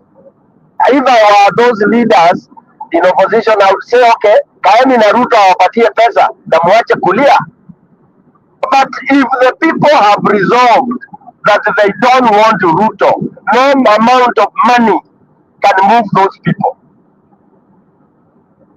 Yeah. So for me, I think I want to run away. I want to get away from this narrative of saying that in Kenya we don't have opposition, we don't have strong people. Everyone who presents himself ana kasoro makasoro, huyu akitokelezea hivi, huyu then who? Let's ask God to give us an angel from heaven. Atutumie angel akuje, ndiye akuje to rally behind him or her to remove Ruto. Yeah, because everyone, this one, Kalonzo is this way. Oh, you see, now Matiangi did this. Oh, Ribawala, sijui nani, then, and people are not saying huyu ndio basi, huyu ndio mweupe kama bamba, huyu ndio akuja nini. What we are good at is minus. No wonder our sum total is equivalent of 24 years of suffering, and if now people joke, Ruto will be there until 2050 something. I mean, if we go by that kind of thinking. Lastly, there's something that Comfort said, and this one, my opinion is, we cannot just be a country that doesn't care about who is with our identity and who is calling himself Kenyan. I don't think there is any country in the world that leaves its borders so loose and open. I don't know in whatever name. There is no way we can say that anybody is free to come. Somalis, we have Somalis. Those are not Kenyans. And that's why we do vetting. We have Masai Tanzania, Masai Uganda. I mean Masai Kenya. And they have different IDs. Go to Tanzania. Masai wa Tanzania atakwambia ni Masai, mimi ni Tanzania. Then how silly can we be as a country? How silly can a president be? At all, there is no vetting, there is no that. Vetting has to be there. If you are from Togo, like Eli is saying, and you want to become Kenyan, you have to go through the process of getting citizenship. You people who are in the diaspora, you never jumped out of here, then went to Australia. At all, I'm a Kenyan, I want to live in Australia. Then you are given all those things. Come on. We cannot have a country where you have these documents are being issued from the house, from the apartment of individuals. Hey man, a country has to have order. Hebu jaribu hata kupata nini ya Uganda, enda Uganda ujaribu kupata any document yao uone, ama Tanzania, you know. And remember, we are East Africans, guys. We cannot do that, especially when it is because of political whatever. Opening borders to everybody in terms of humanity and that we are from Africa. Come on, no. You are from Ghana. You want to become Kenyan? Yeah, you are an African. Yes. Let's remove visas. Let's remove everything. You come. You are free. But let's know umekuja, unaishi wapi, what are you doing, what business you are doing, and if you feel you fall in love with our country, then get the documentation in the proper way. Hakuna hiyo ijazuiwa na mtu yeyote, but hii ufala na ujinga ya kusema ati tufungue boda za huko Somali na wamwagike huko, hiyo ni ukumbavu ile ya chapu. It's the worst thing that can ever happen. Never. I've never heard of any country that behaves. Actually, we have become the clone of the world. Tumejoin hii nchi kubwa ya huyu jamaa anaitwa Trump kuwa clones of the world. Yaani sisi ni mafala. Haya, kuna swali Eli ameuliza ati kwa nini Ruto anasapotiwa. Si mwizi usapoti mwizi. Mwizi sapoti mwizi. Wagondi usapoti wagondi. Watu wa madawa wanasapotiana watu wa madawa. That is as simple as that. Nina support ule mtu atafungua boda zake nikafanye maugondi zangu. It is that basic. Hakuna story nyingine. Uchali ni mwizi, kwa hivyo anataka pia ako open kufanya wizi yoyote ile na apewe kati yake. He doesn't care about the country. Na hao wagondi wakubwa hawa sasa wanamprotect is because wamekuja kurepu nchi. Na ni nani atawapanulia miguu wa rape? Si ni Ruto. So it is that straightforward. Yeah, it's that straightforward. This guy doesn't care about how the country is being raped, because hata yeye ako hapo akirape, wanaenjoy hiyo utamu wote pamoja. Yeah, I had to use that example ndio you know, ni express how painful it is what this guy is doing, na hiyo ujinga ati anasupportiwa sijui na nani.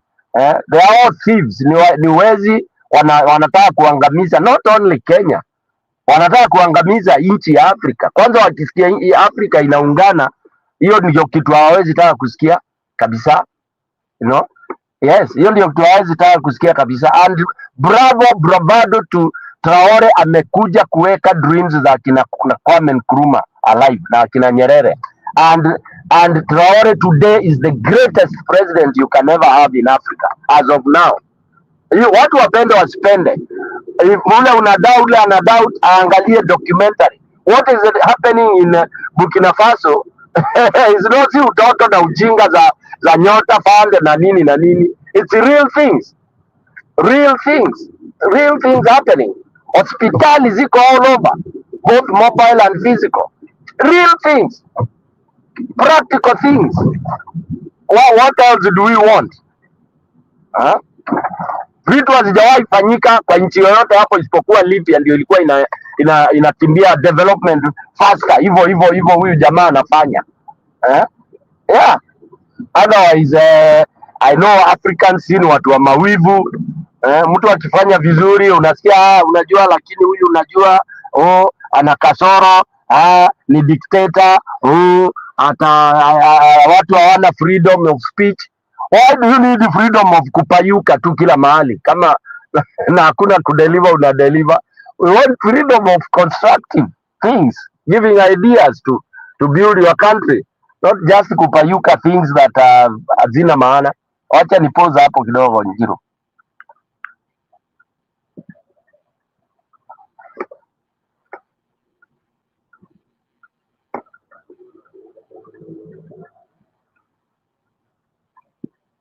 I was talking alone hapa Hapana, story pekee ya Ongoi peke yako, si we have listened to you. Nimesikia hiyo silence mingi sana, there is no flow. Maybe nimeongea matope. Hapana, unajua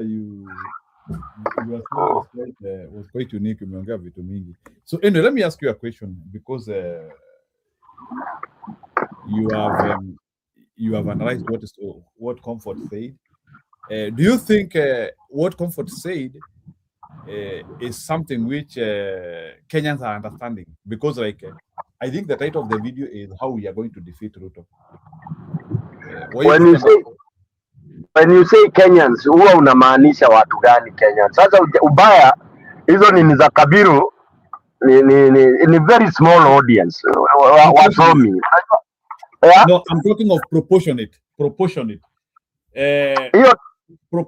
number which can make a decision. Hapana, hiyo haiwezi. Hizi vitu za vizungu nini ni za wasomi. Hizi vitu zinataka grassroots things, my friend. Hizi mambo nyingi tuna discuss ni high tech, ni hapa juu, wachache tu. Sisi wachache nini, tunaongea science, tunaongea vitu. Unataka kusema sisi tu tunafikia a very small group, because kuna vile like our information is a bit not filtered well. So yani unataka kusema sisi kile tunaongea hapa na yule mtu anapewa 200 pale, we are in two different grounds. Hakuna hata hajakusikia huyo mtu anapewa 200. By the way, let me tell you Njiro, the failure we have, and I'm telling you this because I've participated 100% in these movements, in these parties, yeah, actively since when I got very active from grassroots level all the way up from 2010. That is when nilivua juga nika participate 100%. Yeah, before then of course I was participating lakini nini, but I studied nikakuta we are a total disconnect. Parties are a total disconnect with the actual voter. And in general, I want to give you an example, which I know you have forgotten. during the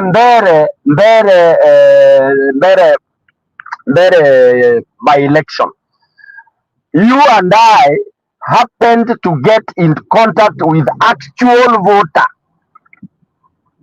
through what we were doing, ile mini monitoring tulifanya to get the feel of how things were going.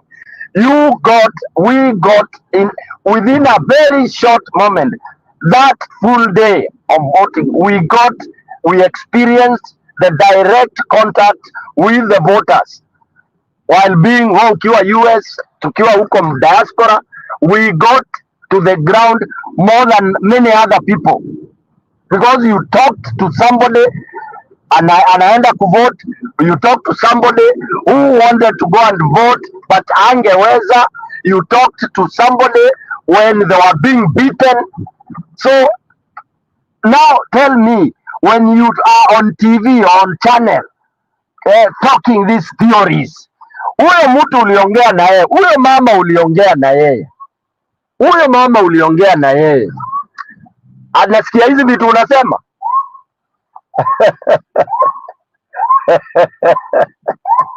You get the disconnect in zero. Actually, PK, hiyo ni sawa, hiyo nimekubali, because I've already been told about by many people, watu wamesema our shows are very difficult. That is what I was told. Somebody reacted, I think mtu aliona video zetu and maybe akaniambia like we could be making sense, but our catchment will be very small, because maybe told me like, maybe if we are building a channel for 2015 is our, but a channel for 2025, 2026, they cannot be able to relate with what we are saying here, because wale watu tunadeal na wao ni watu wa kununuliwa mapombe na wanabadilisha msimamo. So that's what one person told me.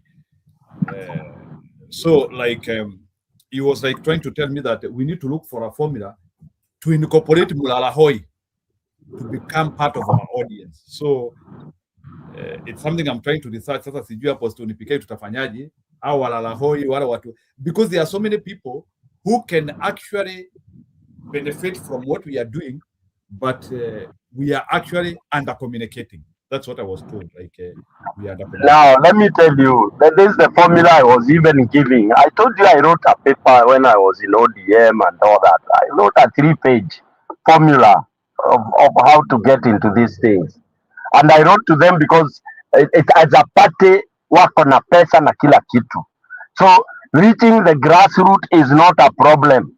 Jiru, even with the channel, the diaspora claim to have money and all this kind of a thing, but you cannot have this kind of a channel. You are discussing and somebody in the village is not able to even access or listen to you. Okay, remember I gave this idea. If you could talk, begin with even 3 spots. Okay, something similar to what you would call Bunge la Mwananchi. Assuming you get a spot in one of the areas where these people meet, even if it's a boda shed, it's an example I'm giving you. A boda shed, or because everywhere you go, kuna mahali wananchi, they meet to discuss politics. Very credible, and you may call them some people waziiti bunge la wananchi, but you find people there discussing the whole day. How about if these people, for example, if they are somewhere where there is a building, then there is somewhere they are supported, there is a TV, you know, that they can access. Like now, this what discussion, somebody can project it on a smart TV, and people start listening and hear and asking questions.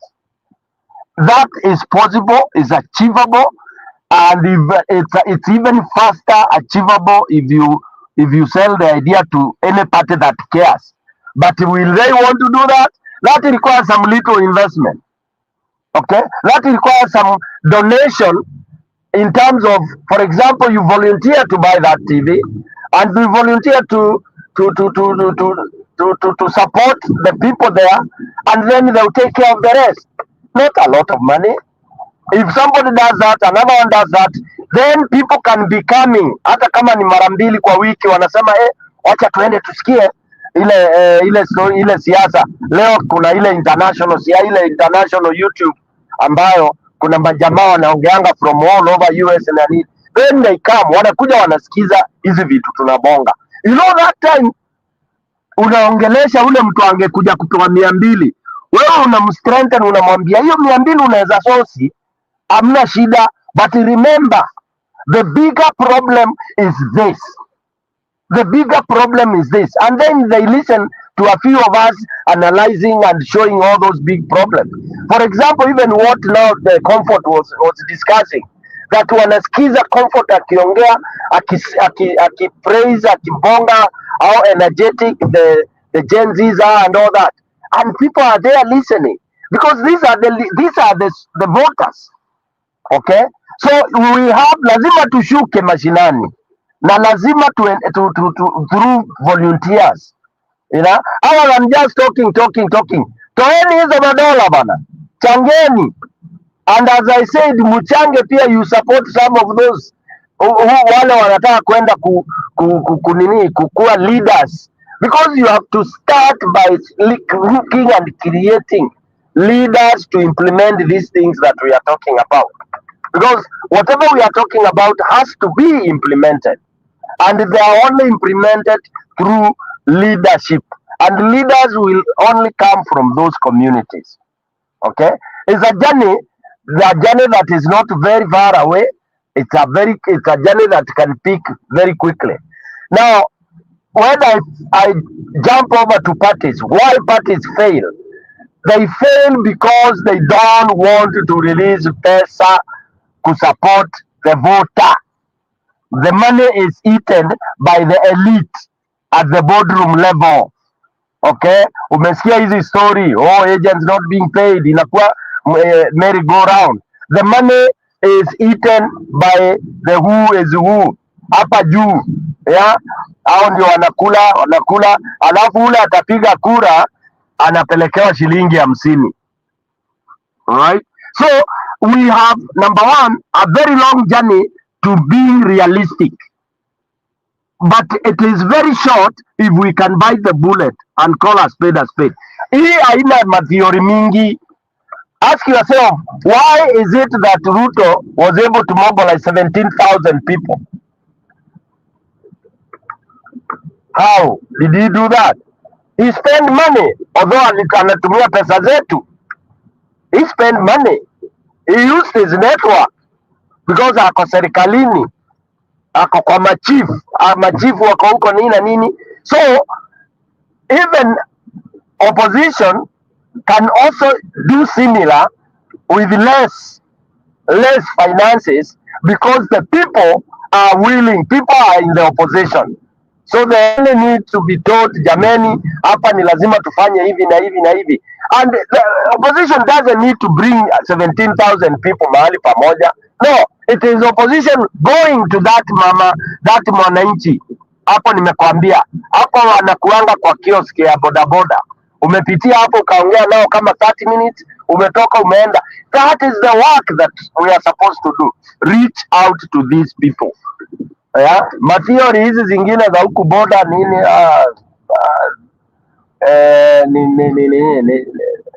ni ile tulikuwa tunaita katapwe.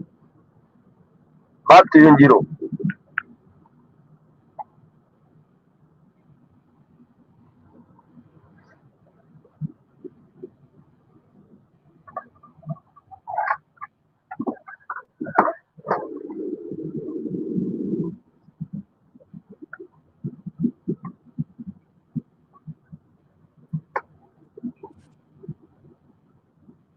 Equalization Fund, pesa ya CDF tano wamerisifu more than $1 trillion.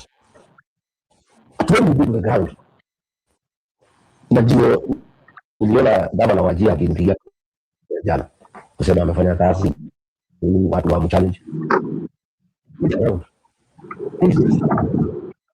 anaendelea na message ya Wajir.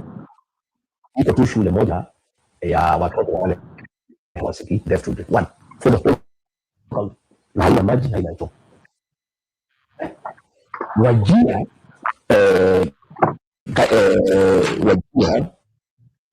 2013 today wamepata 99.6 billion. Just unatarajia pesa iko wapi? Watoto wanasoma reality. Hospitali hizi ya dawa today haina stima. Madam haina stima. Wakati wa Ramadhani tunaingia Ramadhani kuanzia mwezi ujao. Watu walikuwa wanaenda Mwani kutafuta ice across border kuja kutafuta ice cube kwa sababu hakuna stima. Hii kama wajia wako na 91 billion. Marsabit 76 billion. Garissa 1 billion. Mandera 119 billion.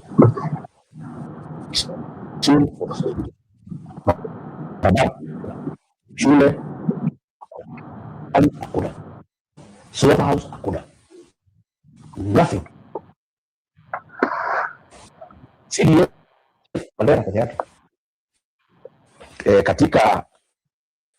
katika the six constituency Mandera East so far CDF wamepata 1.6 billion, Mandera West 1.7 billion, Mandera North 1.2 billion, Mandera South 1.8 billion, Garissa 1.5, Bafi 1 billion.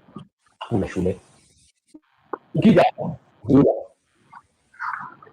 ni shule ambao mashule ya kila mahali watoto wanasoma. Jienda Kajiado hapa ndio wasomaji wanapata. Uliza hao. Kajiado ndio mheshimiwa anaitwa Gowon. Amechaguliwa juzi.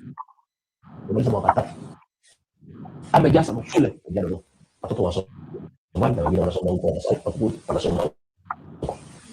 Hii pesa ya CDF. Hizi redio zimetiwa. Nataka kusoma hapa kwa swali. Mjumbe amekuwa amechaguliwa 25 years. Mjumbe pale Dadaab, I don't know. It's not real. Hizi pesa ni yangu. Unawatia hiyo mjumbe hapa kwetu nyumbani. Every ward in Mandera inafuta iko pasuru, iko boho, iko ola na kama kana pesa inaweza je na lanza hizo moja inaweza je na mambo inaweza je kwa boss mimi nataka kuuliza wakaaji wa Garissa wajia Mandera Marsabit mkatisha viongozi chini waulize kwa kwani anatoa pesa wapi? Moja na mnapatiwa pesa kila mjumbe anapata 150 million every year. Yeye naenda wapi?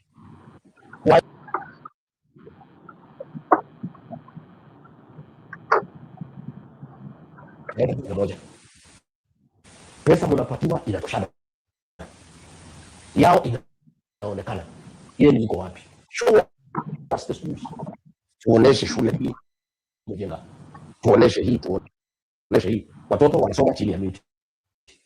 Is a shame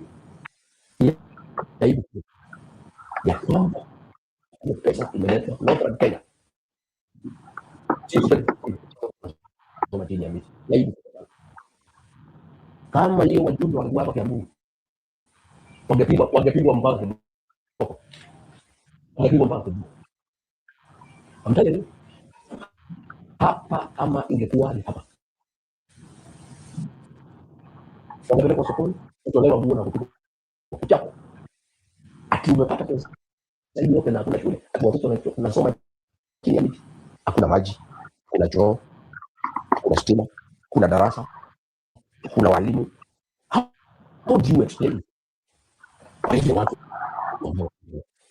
why are these facilities not there? Number two, mimi nilikuwa pale bunge between 2017 and 2020. Sisi tulikuwa tukimaliza bunge tunaenda kuzunguka kuona ndio kupanga, tunarudi Jumatatu jioni, tunapatiwa maili ya kuweka gari mafuta na kurudi. Hawa wabunge are not listening. Wako Nairobi, wako Dubai, wako Dubai. Hawaendi. They don't go to the state Nairobi. Juzi wamesema hawajali fanyia kazi Nairobi.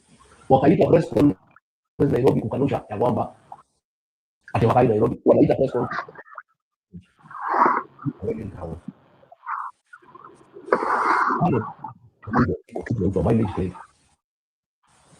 Wabunge ya Mandera na Wajir ndio wanapata pesa mingi zaidi. Kila mwezi ni milioni.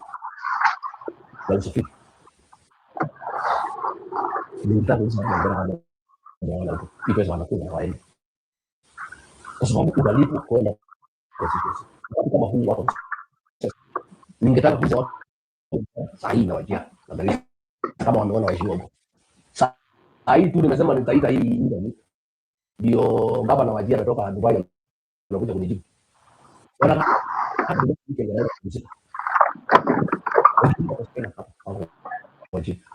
Wanapumzika. Mapolisi wa watoto wenu kadri hawaendi Wajir wasomea na watu wengine wanasema huko hakuna usalama na hakuna facilities na hakuna maji. Sasa watoto wa wale watu hawezi kuja Nairobi, hawezi kwenda Mombasa. Hawatafanya nini? Wanaishi hakuna facilities, hakuna maji. Mimi nataka kuuliza wapiga kura ya Mandera, Wajir na gani? Ni aina gani? Yale ni nini? Mtakubali namna gani mchague mtu mwaka 20 hakuna kazi anafanya, hakuje ground, anakaa Nairobi naendelea kumchagua wazee wamesema. Kama unaendelea kulalamika mambo ya umaskini, mambo ya watoto kuhangaika.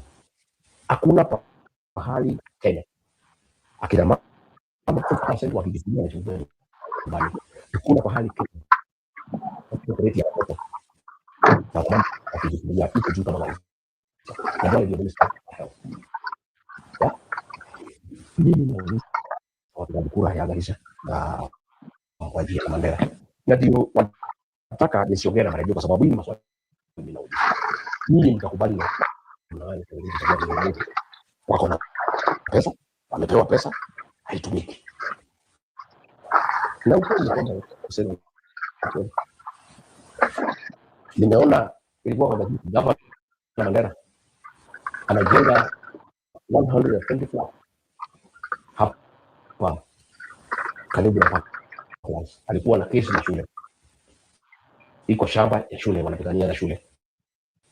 Hizo flats 120 cost of building a flat in Nairobi 20 million, baada inakuja na uso 3 million. This is a cost of 2 billion. Huyu baba alikuwa hii pesa alitoa kwa sababu ya Mandera. Wajiulize kwa nini, what is the relationship between hii mjengo ya 2.4 billion iko Nairobi na kukosa 80% in Mandera? Hawa waheshimiwa na mimi sina baba, lazima kweli mseme hii malls yote iko hapa ni hao. Malls yote ni hao. Maflati ni hao, Lavington wamenunua, South Sea wamenunua. Mimi sisemi wasinunue. Kama wako na pesa, kwa nini hawezi jenga Garissa? Kwa nini hawezi jenga Mandera? Kwa nini hawezi jenga Wajir? Kwa nini hawezi jenga Isiolo? Kwa nini kila kitu kinajengwa kwa Nairobi? Kwa nini hata hii pesa kama mnaiba, kama lazima muibe, si mbele nyumbani? Hivi wapo. Si ibe, alafu kuliko kujenga hizi, kuliko kujenga sababu, kuliko kujenga. Wewe mjenge huko mkijama kwa kuna hotel ndio watu para gade nashindwa. Ukienda Dubai nashindwa. Ukienda kwa Cape Town madam the president anaonyesha maflats ya washindwa kutoka North Kenya. Nilikuwa Dubai na ndio estate yote ni waheshimiwa kutoka Northern Kenya. Sasa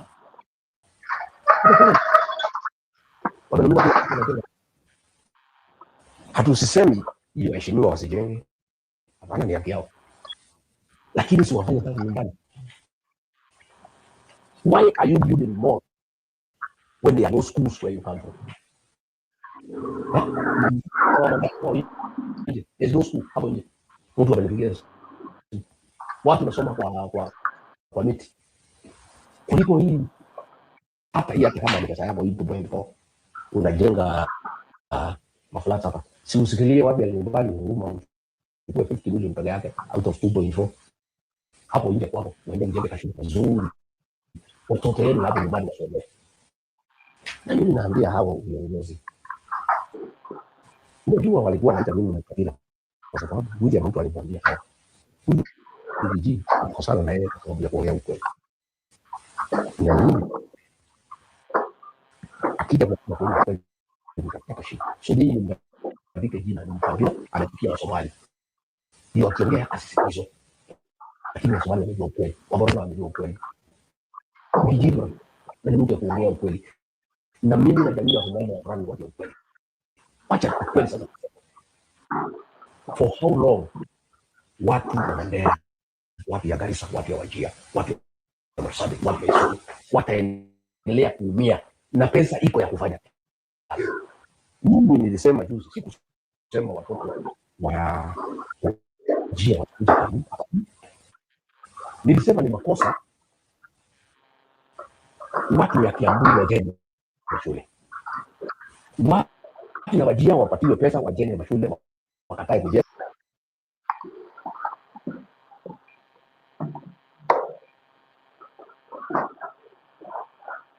Story PK react to that.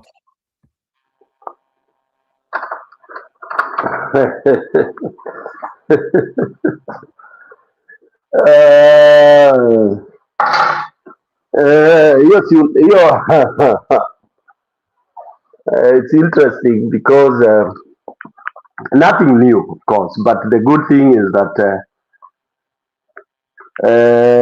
now the new thing here is close to what my last submission was. How do you reach the voter? And this is one way of doing it. Yeah, it's one way of doing it. When you talk to the radios hizo ambazo hawa watazisikiza. I hope hizo ni local. That must have been one of the local stations za radio ambazo zinasikika huko upande wa Mandera and the rest.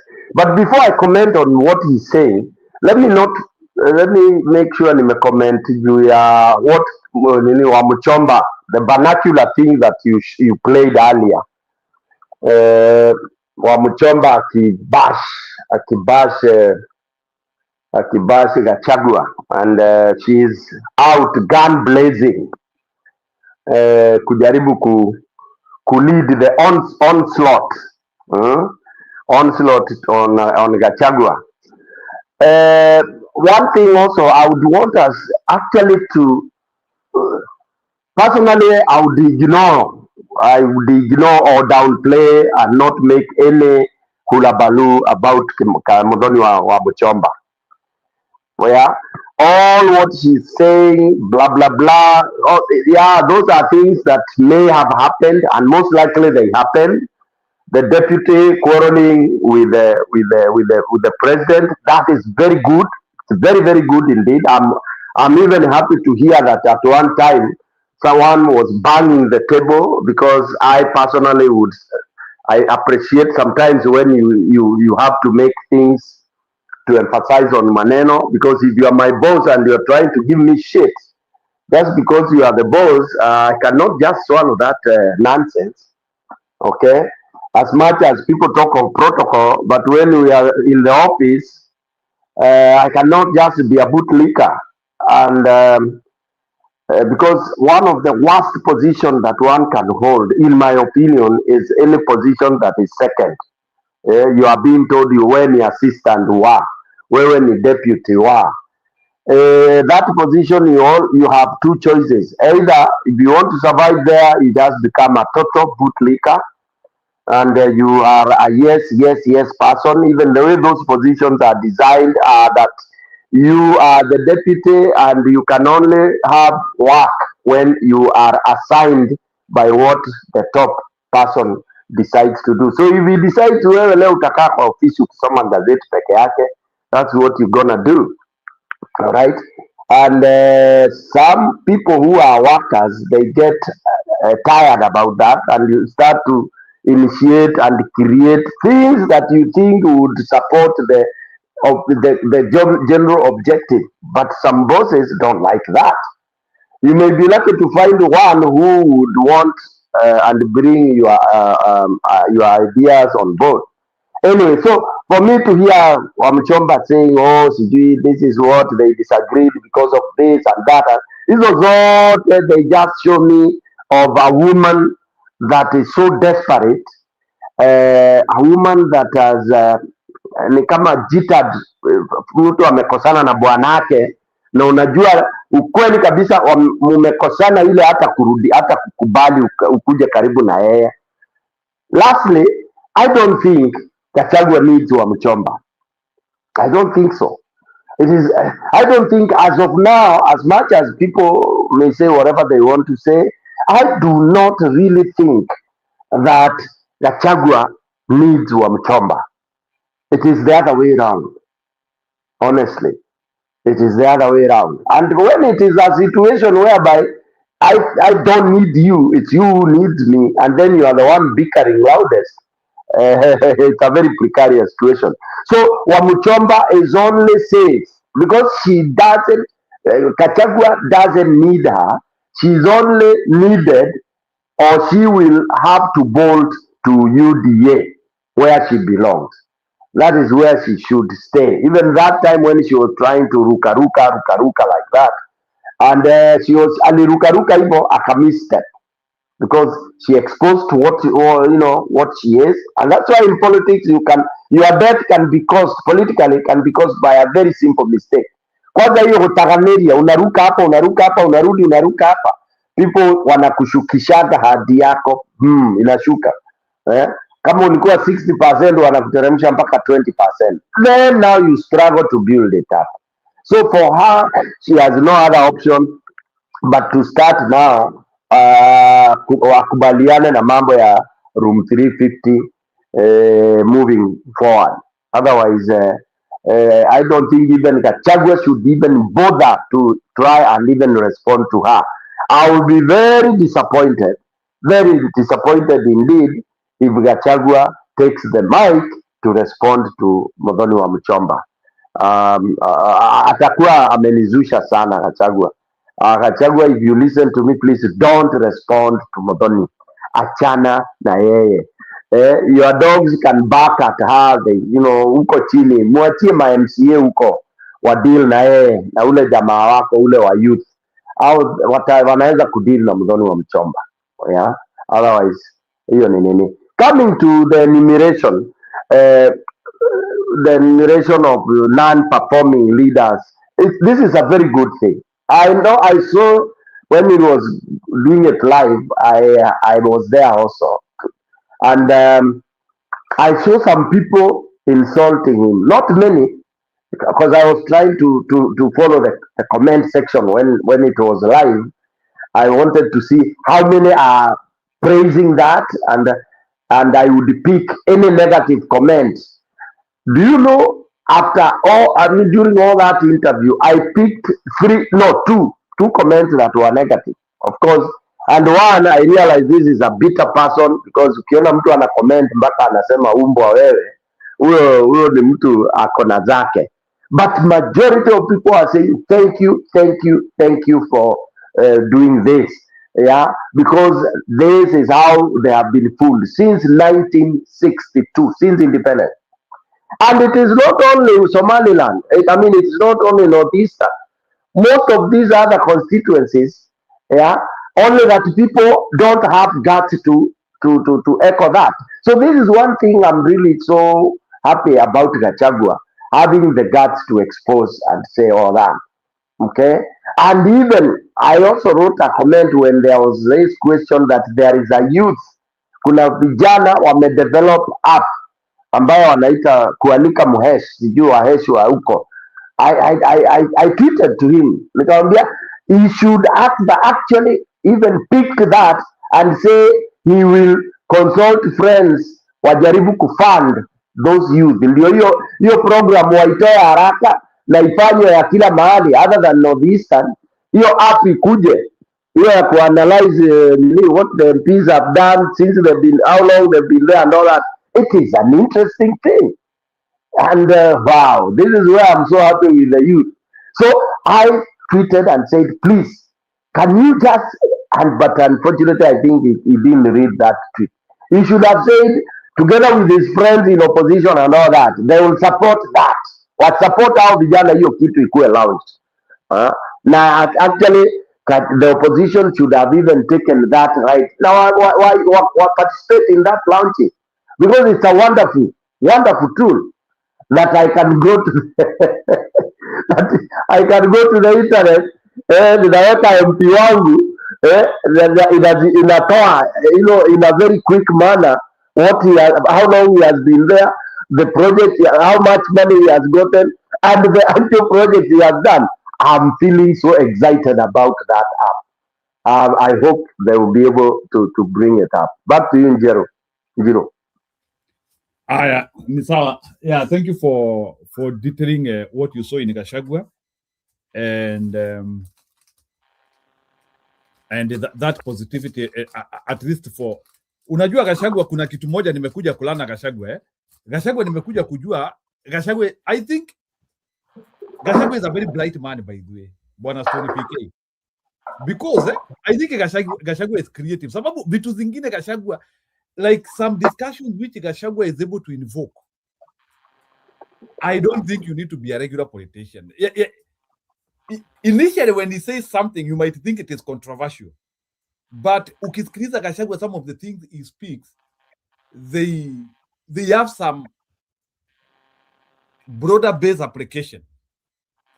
Unaweza fikiria Gachagua hii kitu anasema, although one of the things which made Gachagua look very bad is when he has been accused as the proponent of the shareholder narrative, which people always want to refer, and actually that is what has been propped as a tribalism, to the extent that now that they are even financing people to speak ill against him.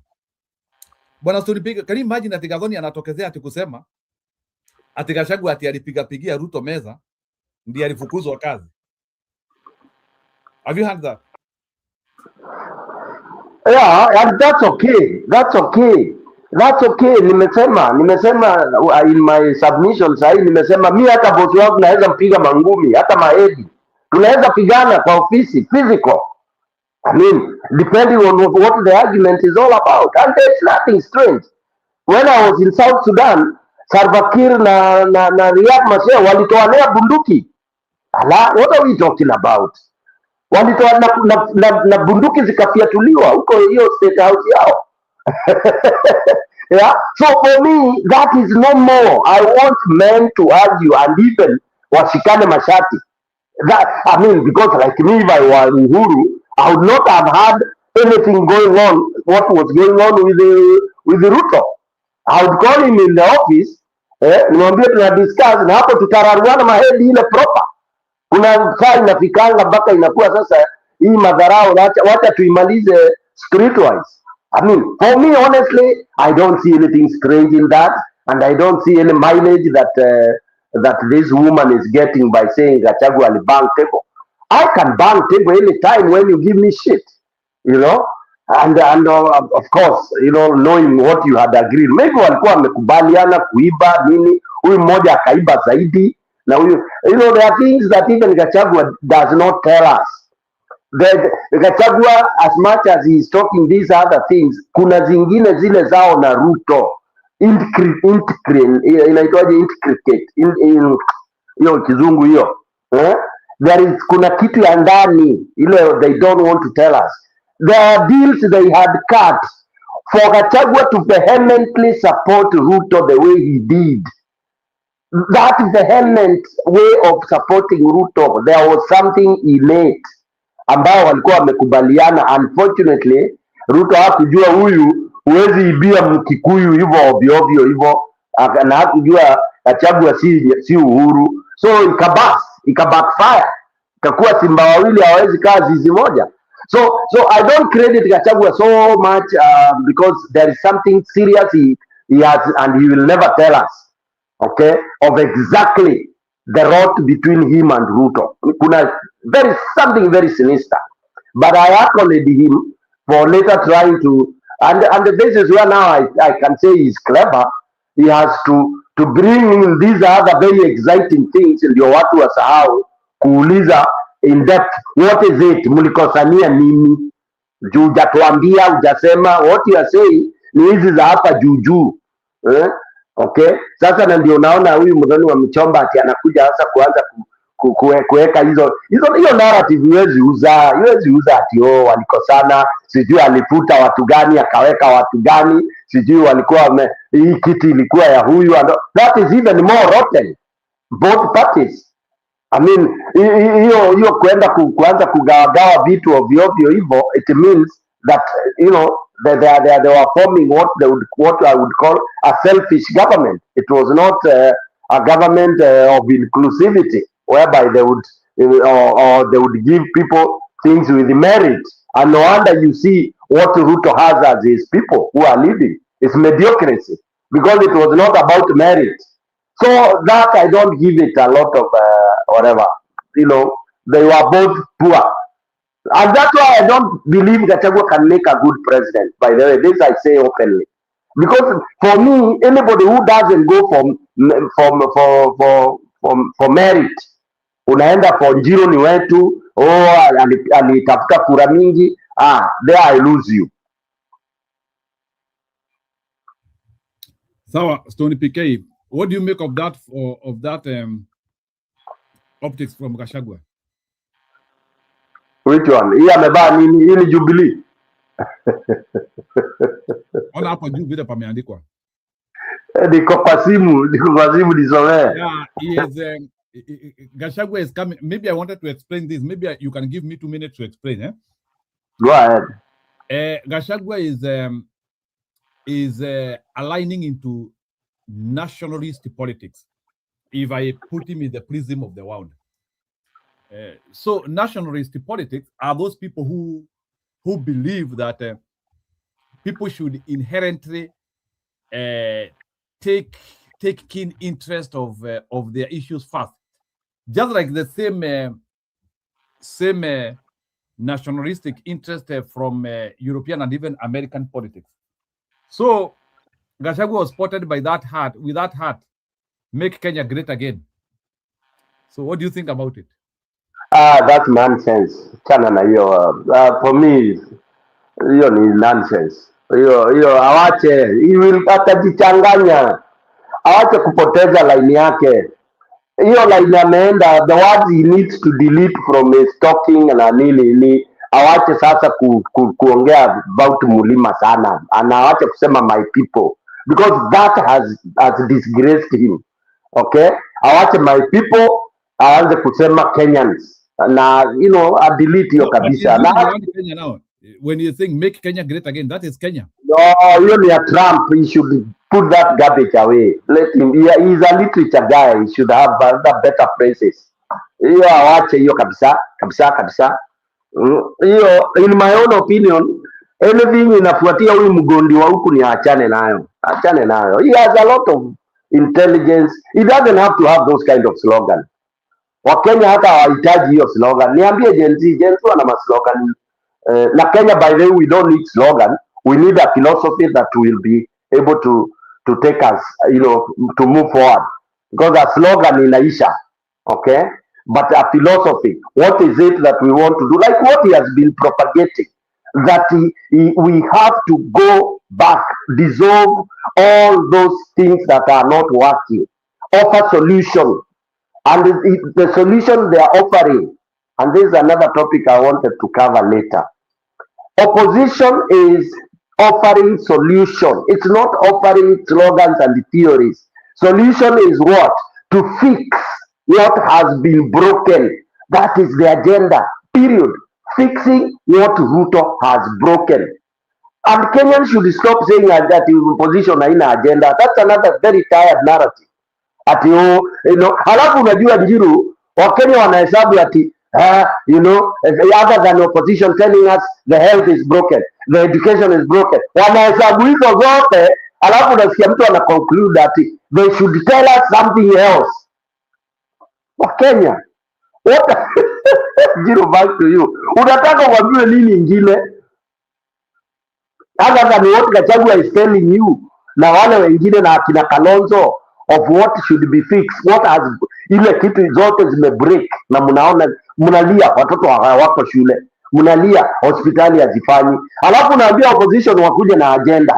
Yani Njiru, wewe ndio labda utanielezea what mimi labda sielewi hiyo concept, but Gachagua achane kukopi huyu jamaa wa huku, achane na hizi maslogan za huku, because this guy is even worse than Ruto in my own opinion. Awache kuchanganya, awache mchanganyiko ile baba alikuwa anasema. Ashikilie vile alikuwa anashikilia tu, na reduce kusema watu wa mlima, watu wangu, watu wangu. He doesn't have to copy hizi manini.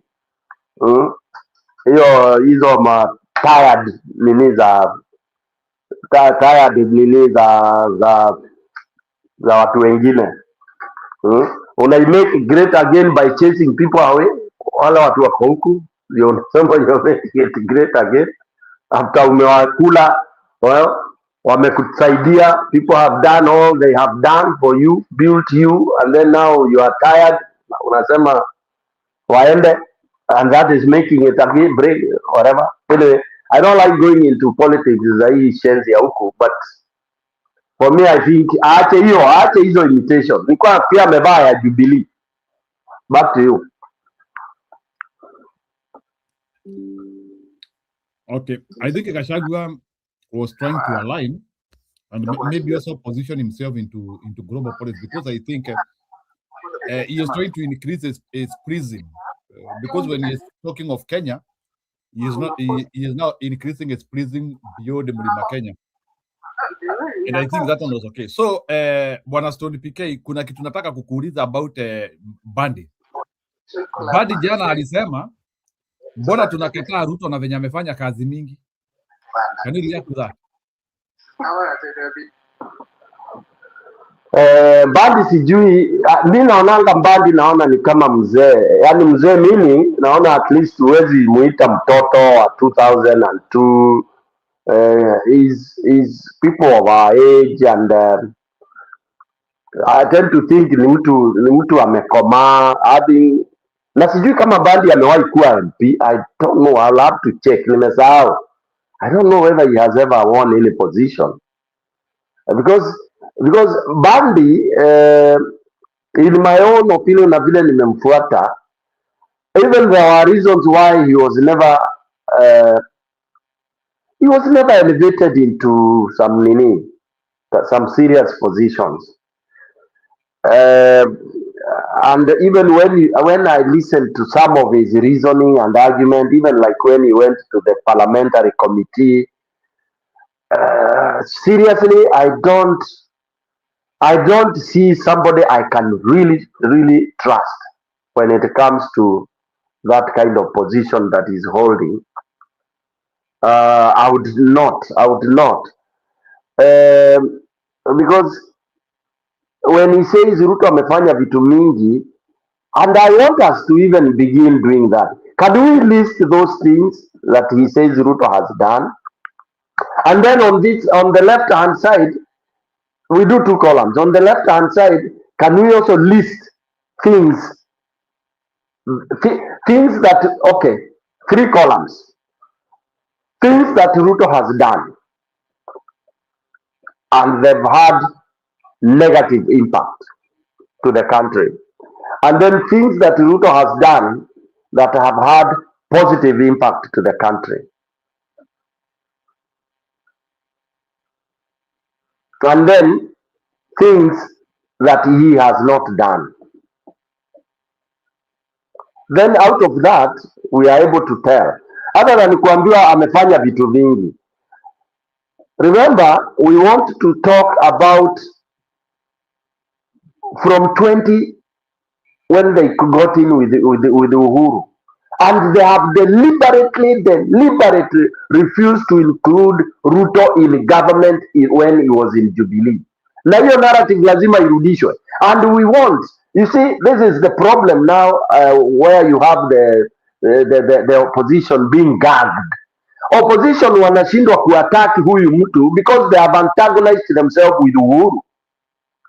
Because I keep on hearing that Uhuru is in the game. Uhuru is in the game.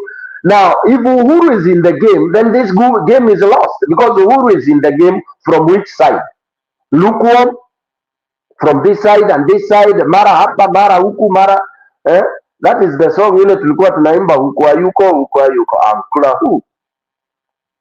Yeah, because now, what if Uhuru keeps on appearing, then these guys are not able to criticize the period where Ruto and Uhuru are in government, 10 years, because there are things that they did. And as a deputy president, you cannot exclude yourself from there. You are part of that. So the bad things that happen and also the good things that happen. Okay, so we can say during Jubilee time when Ruto was there, and then now during his 3 years, the things that Ruto have done should be highlighted. The worst that he has done that cannot even be erased. Hata akifanya hii Kenya Singapore, tuamke asubuhi tuone Singapore kesho. There are things Ruto has done that cannot be erased. And I think Kenyans, we are very quick to kusahau hiyo vitu. He has performed the worst atrocity that has ever been committed in this country. So when Bandit speaks and talks about the things he has done, for me that's garbage. Back to you. Yeah, so nimeanzia kuona wale watu wanafuata Ruto wameanzia kutoa scorecard yake, and one of the great legacy wanasema amefanya, and maybe that's something we want to react because I'm getting involved in such project. So one of the legacy thing William wanasema ni ati Ruto ameweza kujenga stadium in the name of Taranta. So Stony PK, I want to ask you, those people who are trying to defend Ruto wanasema he is one of the modern politicians in Kenya who has been able to do Taranta Stadium. Na hiyo Taranta, it is something I'm also trying to analyze to see the amount of funding which they are also receiving from FIFA, because Taranta is being done for FIFA tournament, and I think people are not speaking, and I wanted to speak it here. Taranta is hiyo uwanja anaringa nayo. Taranta is a consortium between Kenya and FIFA. So kuna ile pesa, yes, Kenya inatoa pesa, kuna ile pesa Kenya inatoa na kuna ile pesa FIFA inatoa, and then wale watu wanaweka pressure ni FIFA. So if it was like a natural Kenyan project which had no pressure from anywhere. So Stony PK, this is a question, this is something which I'm trying to tell you. Do you think there is a difference between Ruto implementing project as a Kenyan project and Ruto administration implementing a project because another international agency is having interest on that project? Are those two projects the same? The answer is no, obviously. And I mean, if this, you see, and you know, these are the trends of a conman. These are trends of a crook, and I take advantage of what he is doing under duress as part of his legacy. Any idiot can participate in that kind of a program. Anybody, whoever would have been the president would be there. It's like implementing a program because World Bank wants you to implement. Wanakwambia will be partners. It's their interest. Ama US saa hii wakuja wakwambie tunataka kutengeneza base huko Isiolo, okay? And it's for their own good. wanataka kutengeneza army base na wanataka kutengeneza ikuwe hivi na academy nini for their people to use, and then wewe kazi yako tu ni kukubali hiyo nani, then you go flagging it as if you have done magic. What are the returns on investment in this kind of a thing? I keep on asking. What are the returns? I mean, this is not anything that anybody should go yapping and shouting at it an achievement and all this kind of a thing. Hakuna, it is there, yes, but it is ni urembo tu, ni urembo. There is no economic value here. Most of the time this stadium will be up, itaanza kukua kama Nyayo nini, inaanza hata kumea kucrack huko because of lack of usage. Tutakuwa tunaitumia na nini? Ndio FIFA watakuja wafanye hizo nini, whatever, sijui ni FIFA ya 20 ngapi itafanywa, and then we need to hold all the games. It's not anything worth blowing our nini about. That is, you know, ukija uniambie ati Kenya imepartner na certain country kutengeneza the biggest disease research center in Africa, then there for African whatever development of African medicine because of the African diseases, then there I would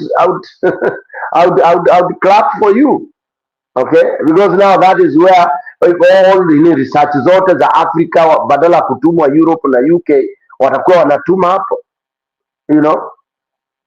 So that is something I would really call strategic for the country, and even for whoever would be the president, for having been able to agree, negotiate, and having it done, and if it is done in a most economically viable way, whereby people are not coping and losing, having madeni ile mutalipa sijui for the rest of how many years.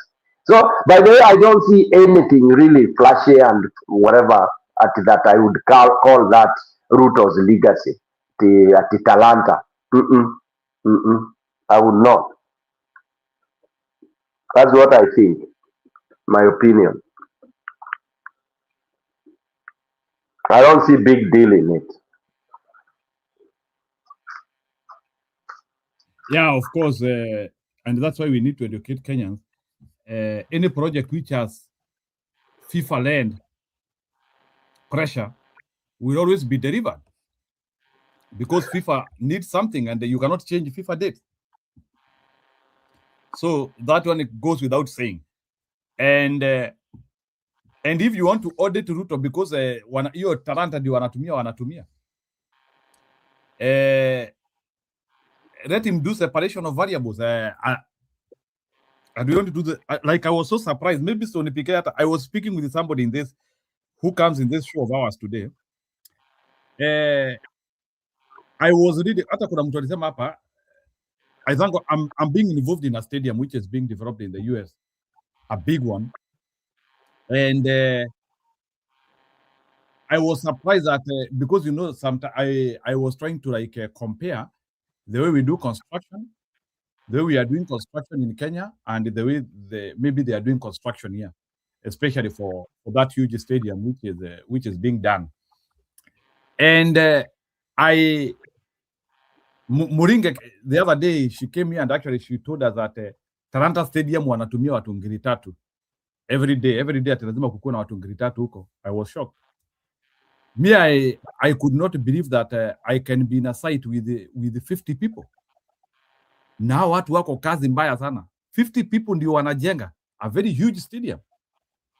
Na wana include watu wa kubendi chuma,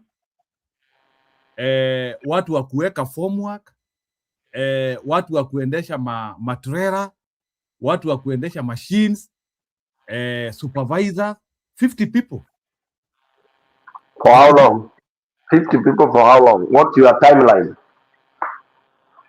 Our timeline is 1.5 years. Na Talanta timeline ilikuwa how long? Hiyo wamejenga for so long. No. Not for so long bwana. Hey, Talanta ilianza last year bwana. So last year when? ilianza last year huko, nafikiria mwanzo hiyo kitu inachukua 1 year na few months. Itamalizika by, wanasema itamalizika by June. No, it is still 1.5. It is still, that is the typical time for a stadium. Hata hii tunajenga ni 1.5 years full. Yeah, but no, in terms of labor, unajua sasa huku ni tofauti, the way they do their things. Maybe machinery ni heavy, they use most of the time machine. Kule ni labor intensive, kupeana kazi. That could be Ruto's agenda, watu vijana wapate kazi wengi and all that kind of a thing. Because he has put a lot of political thing in it. He wants to create that impact. Unaweza pata mahali inatakikana watu 3, ameweka watu 10. You've seen the way people. Is that like that's the reason why our projects cost more? No. That's not the. By the way, labor, Jiro, you are aware uko that tech. Labor in Kenya is not. It's very cheap. No, mismanaging of labor. Labor can be cheap, but you mismanage it. Me, I don't even bring labor anywhere as part of the pesa ya kuiba wameweka buffer. It's very open. You look at that project outline, you see where their money ya kuiba is. It's so obvious. It's lump sum. Imewekwa hapo tu, boom. Look at the price. Unapewa initial price ni, let's say 1 billion. Then all of a sudden inakuwa cancelled, inapewa mtu mwingine inawekwa 7 billion. Is that labor? If ni labor imeongeza? Hapana, it's blatant stealing. So when you start comparing at one-on-one with what you are doing, you'll be lost because it's not realistic at all. You rubbish hiyo yetu mara moja. Remember how they did the standard gauge, the railway? Did you follow how we did our railway? Did you follow from day one? The SGR. The first quotation. It kept on ballooning and ballooning and ballooning. And then Ethiopia did theirs, which was full electrical. Full electrical, and they never spent what we spent. Same thing with Tanzania. So wizi yetu ni deadly. Go ahead. Mi kuna kitu nimekuja kurealize. I now understand the difference of project implementation in Kenya and in Western countries. I supervise the projects in Kenya, and I can tell you, Kenya we entertain money a lot. Like what my engineer wanna supervise, they can easily be hoodwinked using money by the contractor. Like do you know, maybe Stone PK, you might not be aware of that. Do you know that all supervising engineers in Kenya wanapeangwa pesa ya bure na ma contractor just to silence them?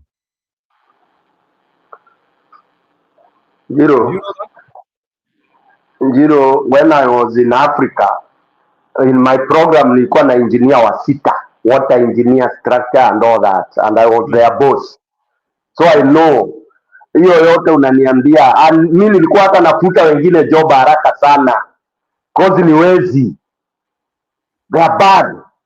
That's why I don't respect them in Kenya, because why are this building collapsing? Jiro, your team, hao watu wako, they are bad. They are as bad as Ruto. Yeah, so Stone PK, let me explain to you something which has happened, because actually I had to be given an orientation. And it's good to be giving these examples because I had to be given an orientation of how to interact with the contractor. Do you know that maybe, and if there is somebody else who has dealt with a contractor hapa Marekani, if you have been supervising a contractor hapa Marekani, I was shocked. Like, number one, I'm not supposed to take a gift from the contractor. Hata wakiniletea chakula, I'm not supposed to take from them, because the understanding is that if you start taking, even if it is something very retro from them, if you start taking something from them, your judgment will start getting biased. hata wakifanya kitu mbaya ni kama utakuwa unasikia vizuri, ama you will not be glued towards telling them. So and it is something which I've actually learned that hata wakikuja na chakula hapo, you cannot you cannot now seem like you want now to interact with them na unataka ukule chakula yao, because it will blur your judgment to the extent like even communication, there is a form of communication which you have to do. And now I have actually come to understand those ethics. Well, I used to work in Kenya, saa zingine ulikuwa unaona tu we contractor bana, mbona like frankly speaking, there is something which I've come to understand. Some of these countries which we think they are developed, they are not doing guesswork. They are doing real work. They are doing vitu ambazo zinaonekana. Like you see a lot of money which is being spent somewhere, and you can see every money has been apportioned somewhere. Every money has been apportioned somewhere. Hakuna pahali unaona kuna pesa ya wizi. Like you can see like this is a budget of $1 million per day. You can see fuel ni hii. Na hakuna tipadi ati ni fuel imbo. That fuel can be tied to every equipment higher. You can tie it. Ati hakuna story ati like in a project you are saying that this amount of money has disappeared. Then I asked my question, why is it that in Kenya and in Africa this project, this amount of money inapotea? We start another project, this amount of money inapotea. Like we have just discovered ways of money disappearing. Yani sisi hakuna project tunaifanya na tuseme hiyo project pesa hii kupotea. We have never finished a project, even as tunasema and that time even our delivery is not good. The project does not look attractive. Finishes are not good. Stony PK, endo uangalia hata manyumba za like go to Kenya right now. Angalia project ya serikali na project ya mtu. Ukiangalia project ya serikali hata paint haikai mzuri. Finishes are not good. It is not attractive. Lakini go and look at Western Hotel. Go and look at Avai. Those personal transformative projects. You'll be shocked. So like we have just decided that and it's the same thing I always hear Wakenya wakisema pesa ya serikali ina mwenyewe. Sijui kama Stony PK umesikia hiyo, pesa ya serikali ina mwenyewe. Don't care about it. I think I have come to understand. I think as Africans we have raw opinion towards safeguarding resources za serikali, and we don't care. We can still, because pesa ya serikali ni ya raia. Pesa ya serikali, that's what I always use. Nasikia watu wakisema pesa ya serikali na mwenyewe. Until I have come to understand we have no accountability. Joho ndiye huyo. Nasikia sasa Wasomali ndio wana manage SHA. Majority of them, close to 30% of SHA managers, they are all Somalis na ndio wanatuibia na big folk. So there is too much corruption which we have no formula to solve. And I don't think there is any man in Kenya who will ever solve corruption. I think, for me, I think we just need to ratify corruption and to say corruption is our way of life. I don't think there is a way in which Kenyans can solve corruption. I think corruption will never be solved. Hiyo ni kitu hata I have already given up. Because tunatoanga hawa tukisema pesa itapotea, tunaingiza wengine pesa itapotea. Like, people are just building from corruption. Ati raia kuna pesa mingi kuliko serikali. Ati Ruto is more endowed. Kama sahi, Bwana Stony PK, you could be shocked. Ruto is having more money than the government. Anyway, you can react.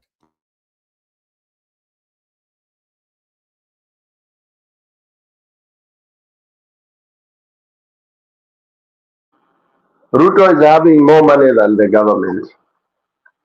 It's true. Alafu unasema corruption can be eliminated, Njiro. Inaweza isha. If we stopped behaving like a chameleon. Beginning with us, ourselves. You know, we behave like chameleon. We are we try to make a step before you land your foot on where you want to step. Unafanya kiss by kiss, so you don't get it. Yeah. Now, what I mean, we are it is us to achieve that is when we look at some of the things that again, I know people don't want to give credit where it belongs. People have refused to embrace Burkina Faso. Na watu wapende wasipende, that is a legacy, African legacy. Wapende wasipende, mawivu zile watu wako nazo, but true things are happening today in Burkina Faso. Huwezi iba kitu ya serikali cause unanyongwa, pigwa court martial, unapigwa firing squad. Okay, those projects they are doing, huwezi iba, na imesemekana itaendelea hivyo, so you can easily eliminate that, but you need a Traore. So don't lose hope. When you get a Traore up there, number one, most of these thieves will either leave the country ama watajinyonga, and that's why they will do everything possible ndio wasitoke. Okay, but the truth is we cannot get rid of corruption when we go through hii mnaita democratic way. Forget it. Hiyo sahau. Ati tutapata watu wa kucorrect hii mistake through hii ati sijui nini democratic, sijui democracy, sijui nini, nothing. We won't go far, but we can get it. Can get it right if somebody comes in and adopts playbook ya Traore. I mean, it's happening, Jiro. Right now in Ghana, the trend is very good, and if they continue like that for the next 20 years, it will be very minimal in Ghana. We are not saying you can eliminate it 100%, but whoever does it at his own risk. That's what we need set forth. Yeah.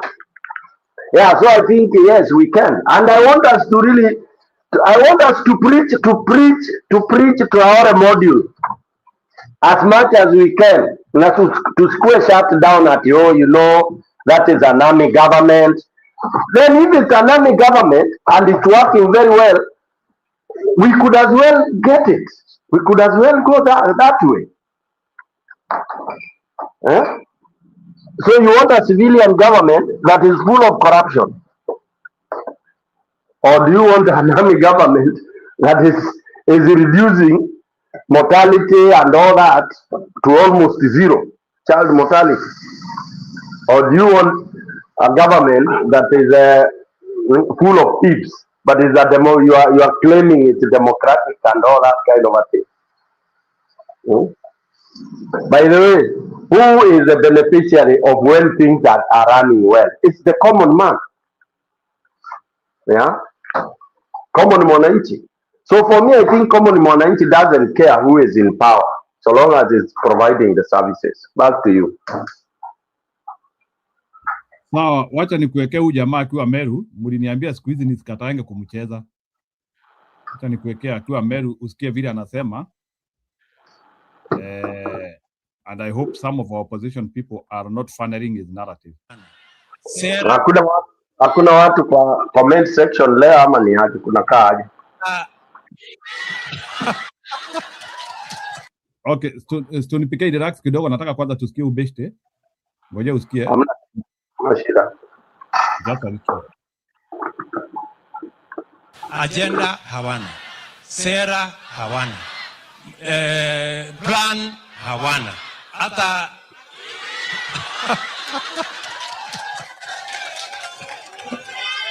hata akili. Sasa mimi nakuuliza wewe, mtu wa hapa, tukiwa hata nyota hawana.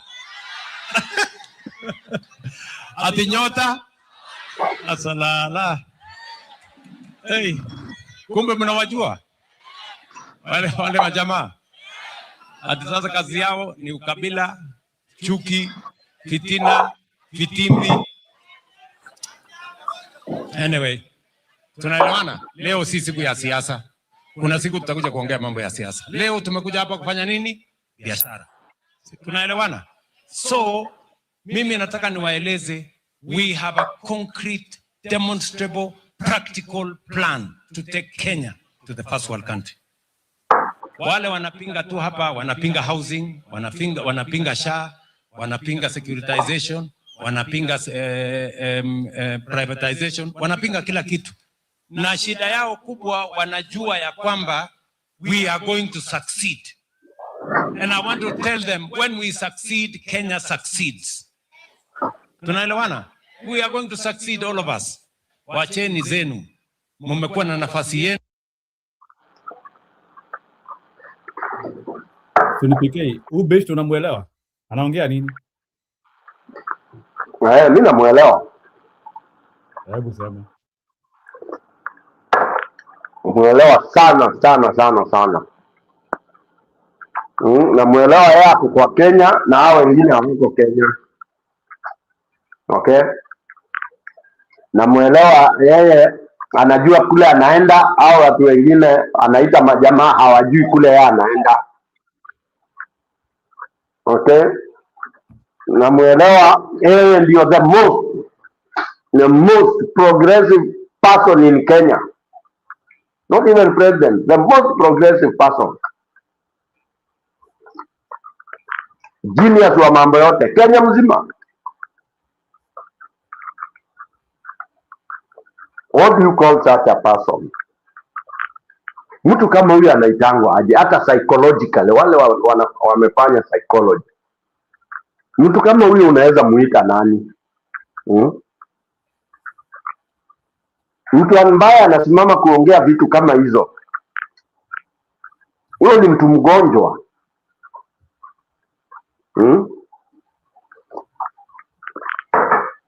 Huyo ni mtu mgonjwa. Nikianga wa mama wakiwaita narcissist. Yes. Sasa alafu naona but ile binadamu ni nini? Naona hata na crowd huko ina enjoy. Ndio ujue pia wa Kenya.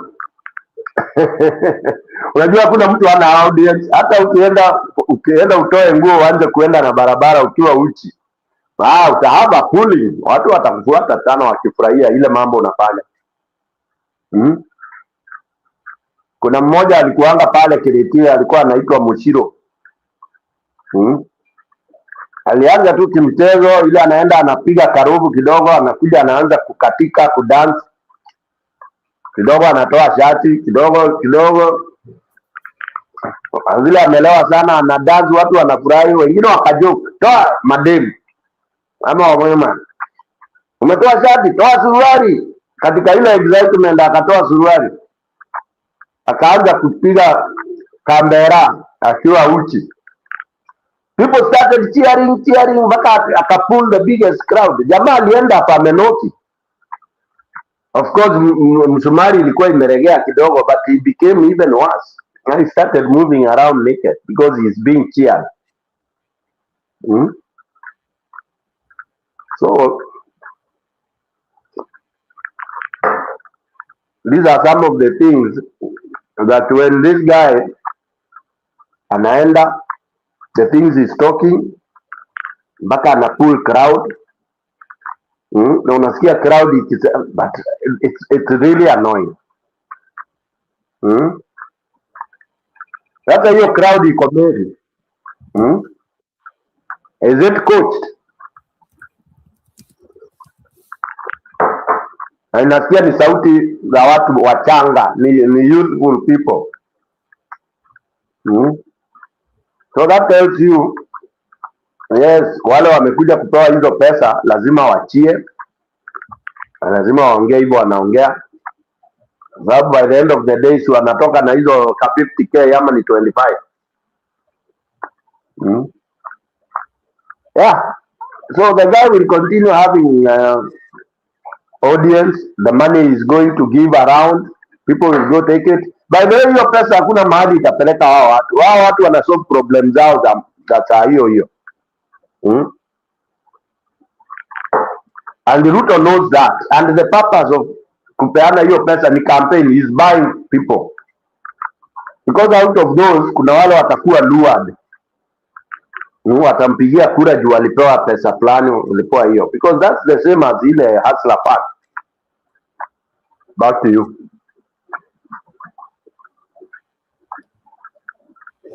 Haya, ni sawa.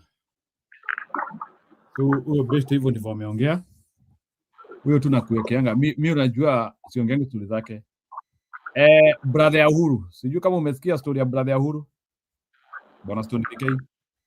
Brother ya Uhuru ni nani? Brother ya Uhuru anaitwa Moho, anasema Uhuru is a spoiled rich kid. I'm the spokesman of Kenyatta family.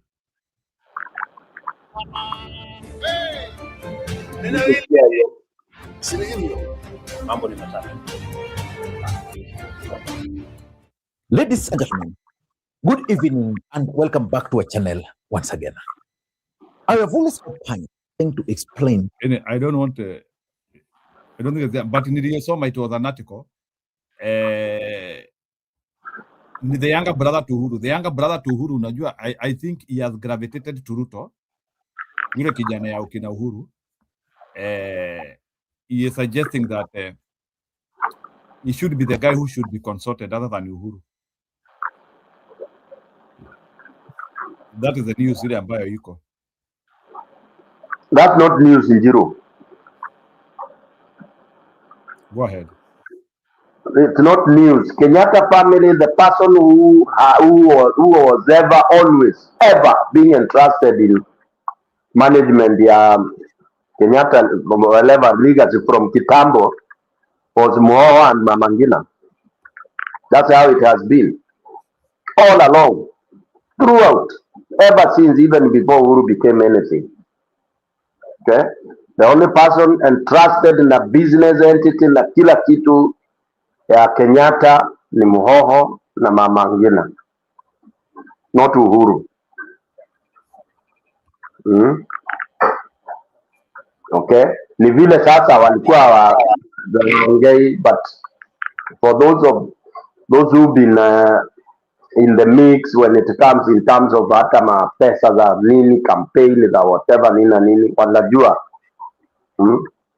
hizo mapesa za contribution, wanajua Moho angekataa hakuna kitu inafanyika, inaenda mbele. Yeah, Uhuru came into the limelight just because that's the end of politician and all that kind of a thing.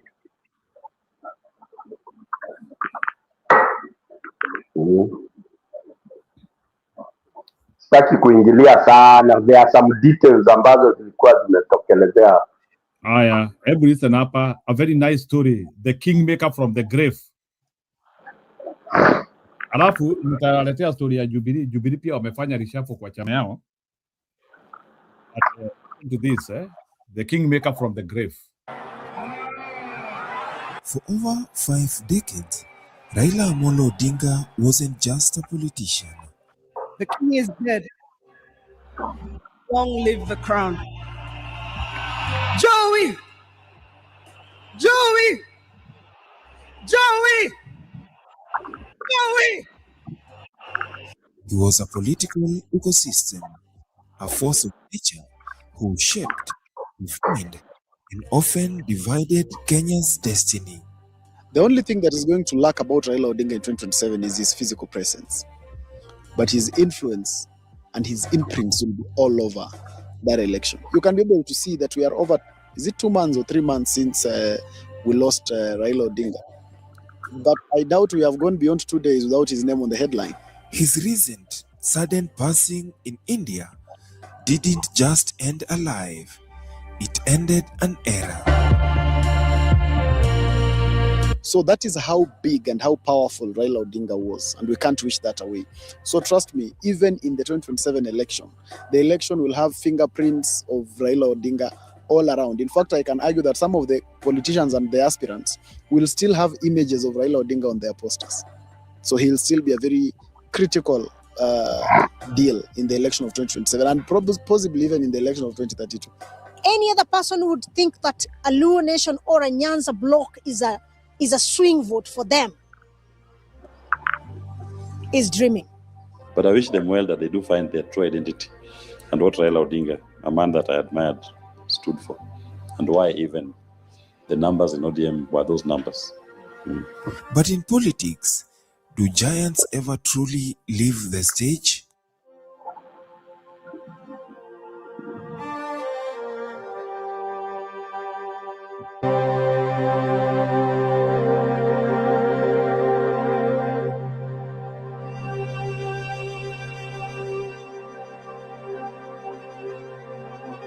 The official cause of Raila Odinga's death was cardiac arrest. The political diagnosis is an earthquake over disruption. Kwenye hii safari sisi tulikuwa abiria na baba alikuwa dereva ya basi hili, na kuna siku moja tuliamka na tukashtuka, dereva amekufa, aliaga dunia. Kidogo kidogo wale walikuwa wameketi mbele wamekimbia kwenye steering wheel, kila mtu anavuruta pande hii, mtu mwingine pande hii, pande hii, pande hii. Wametusukuma sisi kama abiria, wametusukuma kama magunia, tuko nyuma. Wamesahau. Na vile tunasema hapa leo, ngojeni, baba alikufa juzi tu, tulieni. As Kenya begins the long march towards the 2027 general election, we ask, in a country defined by his presence for generation, how does it navigate his absence? He's the Mandela of Kenya, so it will take some time before you can fully erase, and I don't even think you can actually ever fully erase the influence of Raila Odinga on Kenyan politics. ODM was a formidable political force. And obviously, there are many people who are salivating for ODM, including William Ruto. And they will do everything possible to try to carry favor with the membership of that political party. But that is their issue. And what I witnessed to me is more of the fight for the soul of ODM. What's the real soul of ODM? And I wish them well to try to find the soul of the party and to chart a political future. This is the story of how a departed kingmaker will script the next chapter from beyond. Nyanza, the undisputed Odinga heartland. Siaya hamjambo, amaso jodorwa untie, jodorwa umor. Bwana Yesu asifiwe. Hebu mnisalimie kwa watu wa Siaya wame.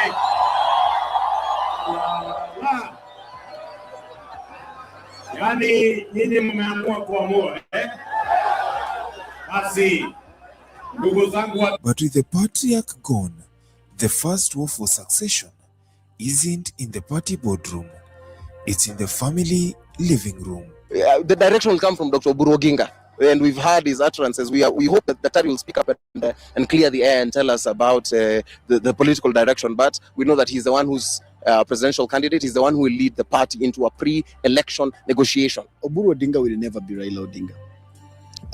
Their personality is different. How they have conducted their politics is extremely different. I do not expect to see in Oburu what I would have seen in Raila. And that's why even the mobilization for Kibra yesterday was not to the level of Raila Odinga. Not put even age as a factor, because after all, he's only 2 years older than Raila Odinga. But if it was Raila in Kibra yesterday, it would have been a whole totally different story.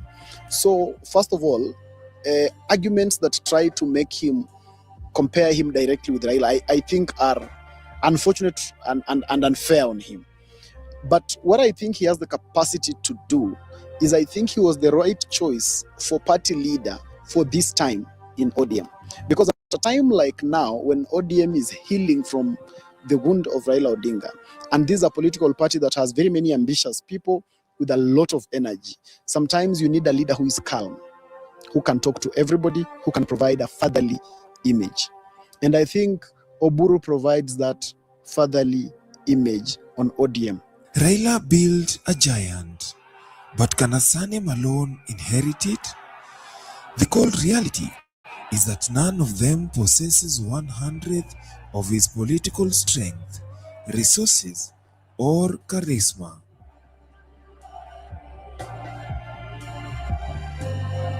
The only person whose leadership we acknowledge is Dr. Oburu Oginga. It does not matter. You could be Baba's relative, you could be the official that we acknowledge as the party leader.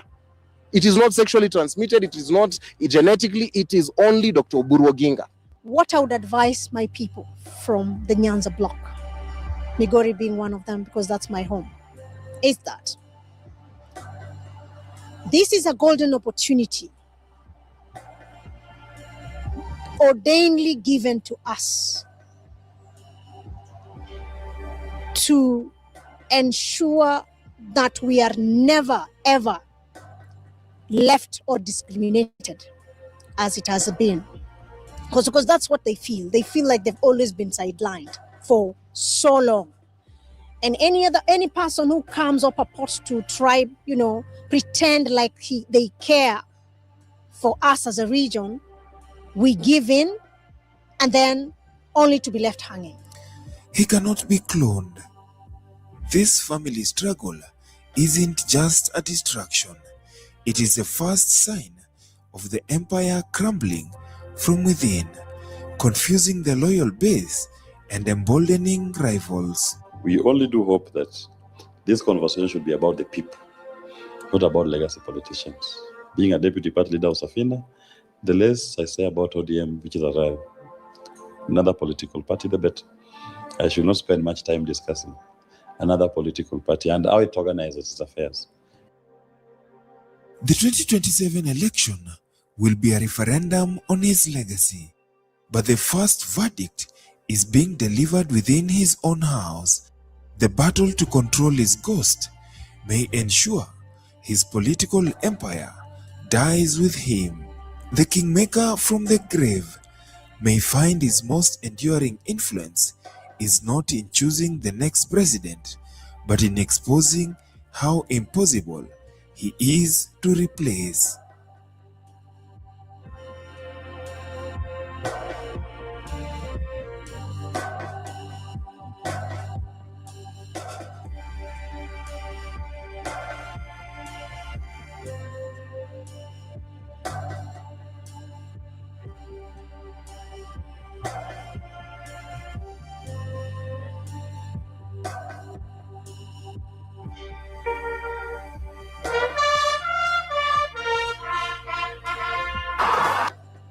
Haiwezi kuanguka kwa sababu driver yake na mwanzilishi yake ameenda.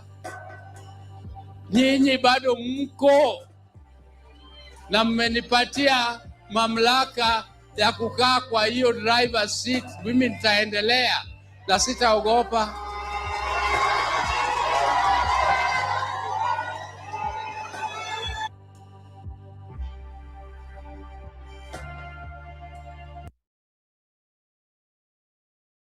PK, can you react to that documentary, The King from the Grave, The Kingmaker from the Grave? Hiyo ndio documentary, kuna mtu ameandika hiyo. He is trying to insinuate that Raila Odinga hata akiwa kwa kaburi ako na usemi mwingi sana, na ako na uwezo hata wa kuinfluence 2027 even from the grave. Can you react to that?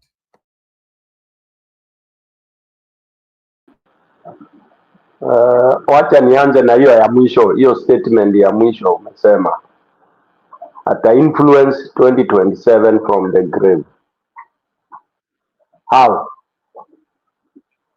How will he do that? I'll pose that as a question, which maybe we might get the answer. We might qualify it or disqualify it by the end of my presentation. My question is, how do you influence and you are dead and dead, rotting 6 feet down under? Number two, where is Raila's influence right now as we are talking? You see, sometimes things happen, things come into fore when you die. That's the saddest thing. Things that might have been exaggerated, things that might have been overrated, come out to fore when you're not there. In your absence is when you get all the megiros in Kembere tunaitanga hivyo. Now, who are these that are so excited and are fighting? Who are fighting in terms of the political situation? When ODM is in shambles, is it Kenya? When ODM people are fighting and struggling, who should be, who should not be, how does that become a Kenyan problem? In fact, I would dare say that ODM is a Luo affair as of now. It's only Baba who was trying to bring that national image. But upon his death, and the way they behaved, people from Luo Nyanza behaved, it explained totally, it confirmed what people have been saying behind the scene. And Jiro, you might have heard this. If you have not heard about it, then I would be surprised. People used to say ODM was a Luo party. The rest of those people who are there, despite watu wa Western kuwa pale na nini, people still believed and labeled it as a Luo party. Likewise, Jubilee at one time was called Kikuyu party. Because of what? That is how it is in terms of parties in Kenya. All right, its party is associated with the owner and this kind of a thing, and that's why party system will really take time before it becomes, credible that people can now trust. Why is there such a serious struggle, and why was it that there was a hurry to put a chairman even before burying the king? Why was Oburu installed before? Why does that happen? Maybe if it's a president that had died, do you swear in another? I don't know how long it takes to swear in another president, but I tend to think there is always an acting period of whoever has been the deputy or something like that. What was that hurry quickly to make Oburu of all the people? Why pick on Oburu? Because this is a Luo affair. It's a family, not even Luo now. It's a family thing. It's an Odinga thing.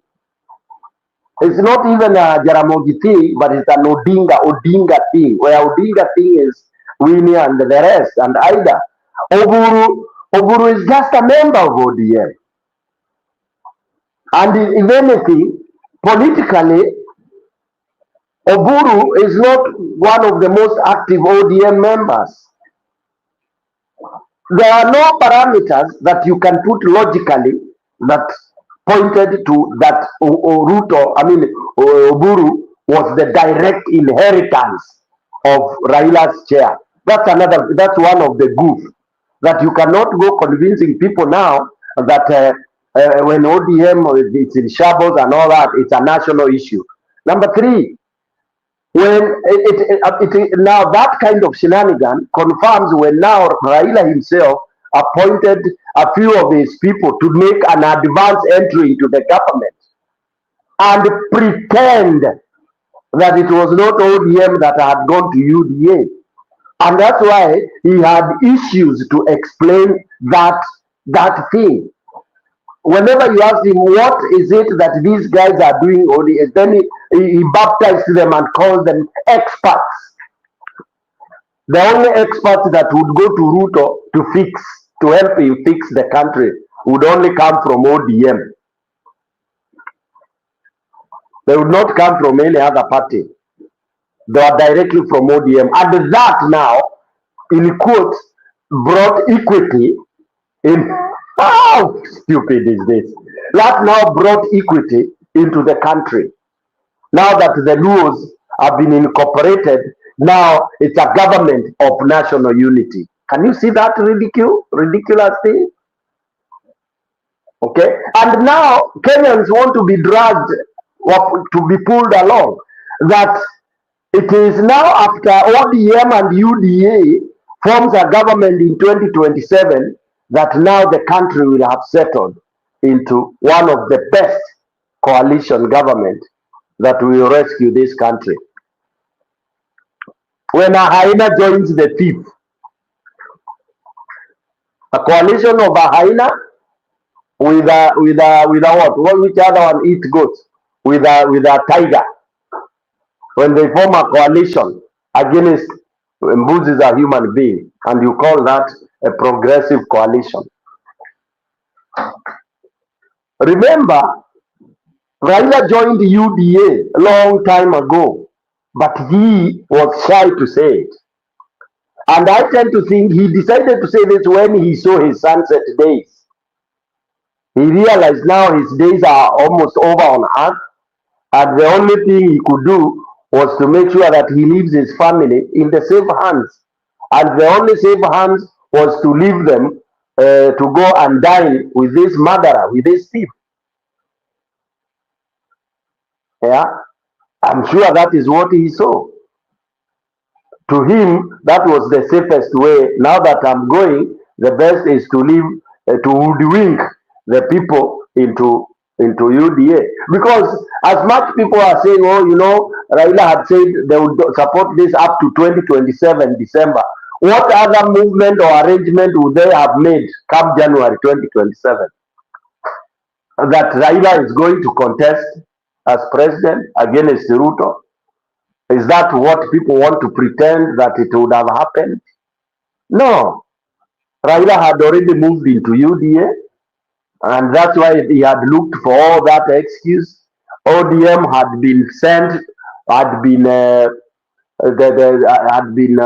auctioned to UDA, because that is the only way he was guaranteed some senior positions once they win. And for him, he felt that that is the way he would kill any other opposition, because to him, opposition and resistance in Kenya could only be led by by him, Raila, and his members of ODM. Okay, and that is the narrative and the perception people have, that there cannot be any other opposition in Kenya, and people are very wrong. You know, you don't have to go shouting out there for you to be known as an opposition person. There is also very serious pressure in silence, and it's the worst. Like now, Jiro, I can tell you, the silence you are seeing in Kenya, it's what we call in English airy. It's an airy of silence, WERIE, which is lethal, dangerous, terrible. It is bad. And if I were anybody in leadership, I would be very worried. You take an example where you find Kenyans gathering pamoja tu wako kwa stage pale Kencom, wanangoja magari, wanaanza kuimba in unison. Mtu ameanzisha tu chorus, wakaanza kuimba pamoja. You think those people are happy? 5 o'clock saa kutoka job, wengine wameshinda tao wakingojea haso na hakuna, wana njaa, mtu ana njaa na anaanza kuimba. That's dangerous. That is bad. It's not good.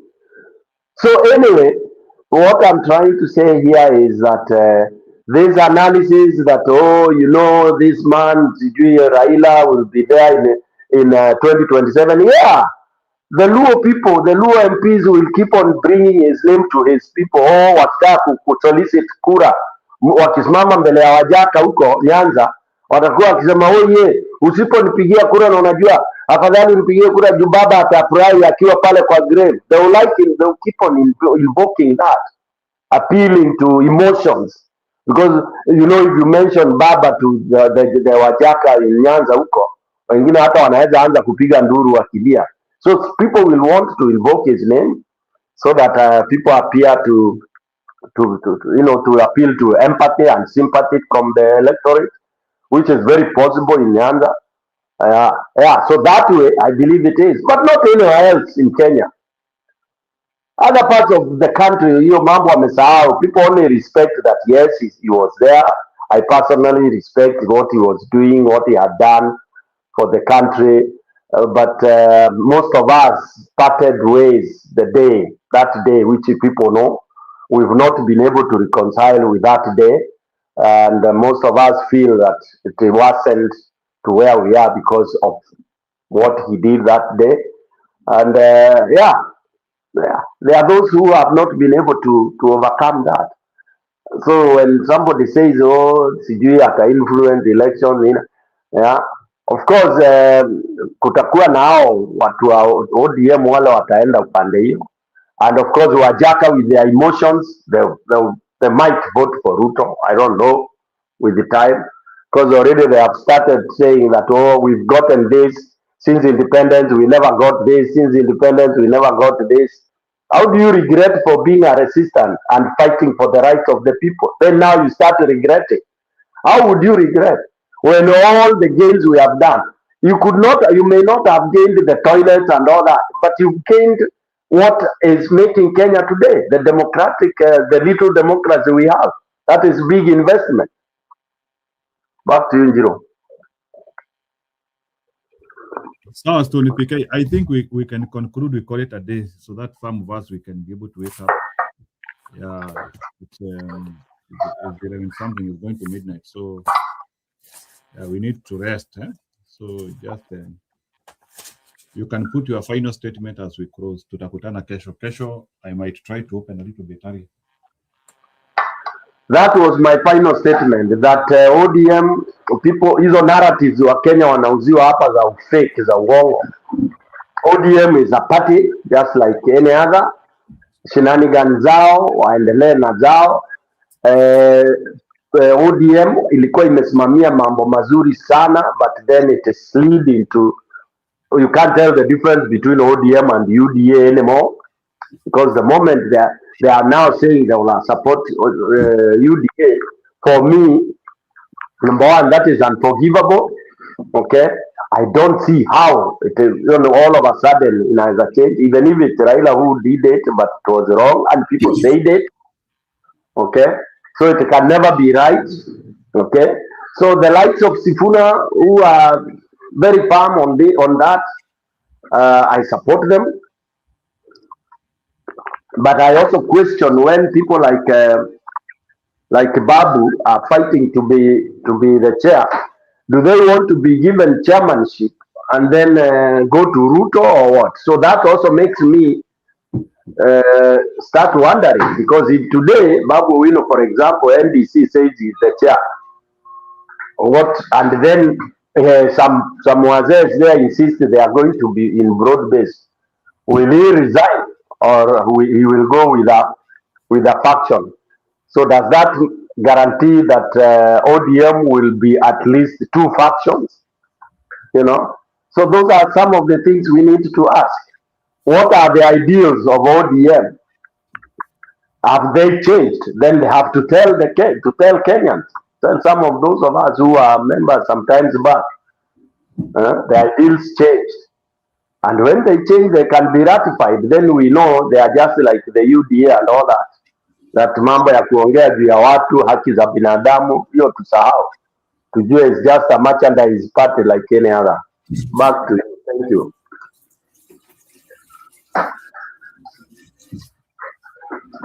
Sounds Tony PK. Sounds Tony PK. So, yeah, anyway, I appreciate our involvement. Tomorrow we will get more time to analyze more. So we still want to continue with the rhetoric which we do here. We hope that watu watatusikia. So Stone, ile redio yako ya mashinani, utuambie when you are engaging your people in the village, we can also relay it here so that people can be able to understand. So I don't know how far you have reached kwa hiyo in your radio ya mashinani. So although ni kama from a look of things, it's like you have remained somehow silent. So I think unarudi lini radio ya mtaa? Radio mtaa iko. Tulikuwa tumebreak kidogo hii maneno ya season Christmas nini. The last 2 months, the last 1 month tumekuwa tukienda through the Google Meet, but now we'll go back to the channel. Okay, so once Yeah. you kick off, we should be able to join. Yeah, it became a bit heavy because now people even wanted to be funded. Unajua umaskini ya huko grassroots ni ndio mbaya. People even, once you start anything, they want you to even send the money, bundles and all that. So it's like you pay people to be able to access. That's the challenge. They need empowerment in terms of Wi-Fi centers and all that. But those leaders on the ground, they don't know these things. Can invest small money and have very heavy impact. But I was trying to lobby for some Wi-Fi zinaitwaje zile mobile Wi-Fi gadgets from Safaricom, but wamekuwa wakinizungusha zungusha. Because if I could get them, then the other in terms of loading, they can be able to changa wana load airtime for the session. That's a challenge, but we will see how we're gonna do that. They need a lot of empowerment. Huko nyumbani hao voters ukiona mtu anapewa shilingi 50 anaanza kunil down akishukuru, anaanza kusema Ruto ndio mzuri. na uzuri Ruto anajua hivyo. So Ruto is capitalizing on the poverty of the people. And that is why Kenya, things cannot change as much as we want and as fast as we want. Napatia mtu 50 bob ana jubilate, my friend. Sasa ukimwambia anunue bundles za 100 ndio aingie kwa discussion anashindwa, sasa tutakuaje? Unajua hao ni youth wale the active ones. Alafu you know people are saying, oh, youth are not hawachukui kura wafanye. Nobody is addressing their challenge. Nobody is addressing their challenge. Like now the opposition should be hata wangeenda hata kotini kusurutisha ID zichukuliwe huko kwa chief, si kwa chief, wanaitwa nani siku hizi? Kuna hao watu wanaitwa AC, sijui wanaitwa nani wale wa location, the administrative head of location. Zote zichukuliwe huko, where by youth in particular area they just walk. ID wachukulie huko na nini wachukulie huko pia, inaitwaje hizo voter. Ama la si hivyo waseme unaweza access through your phone. Ukisha register through the phone, then IDs zitumwe kwa chief. Anyway, that is what I think should be done. Sawa Njiru.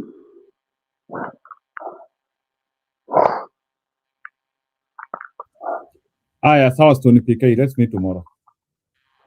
All right. Wale wengine kwa comment wote tunawaambia kwa heri, akina good year. Good night. Good night.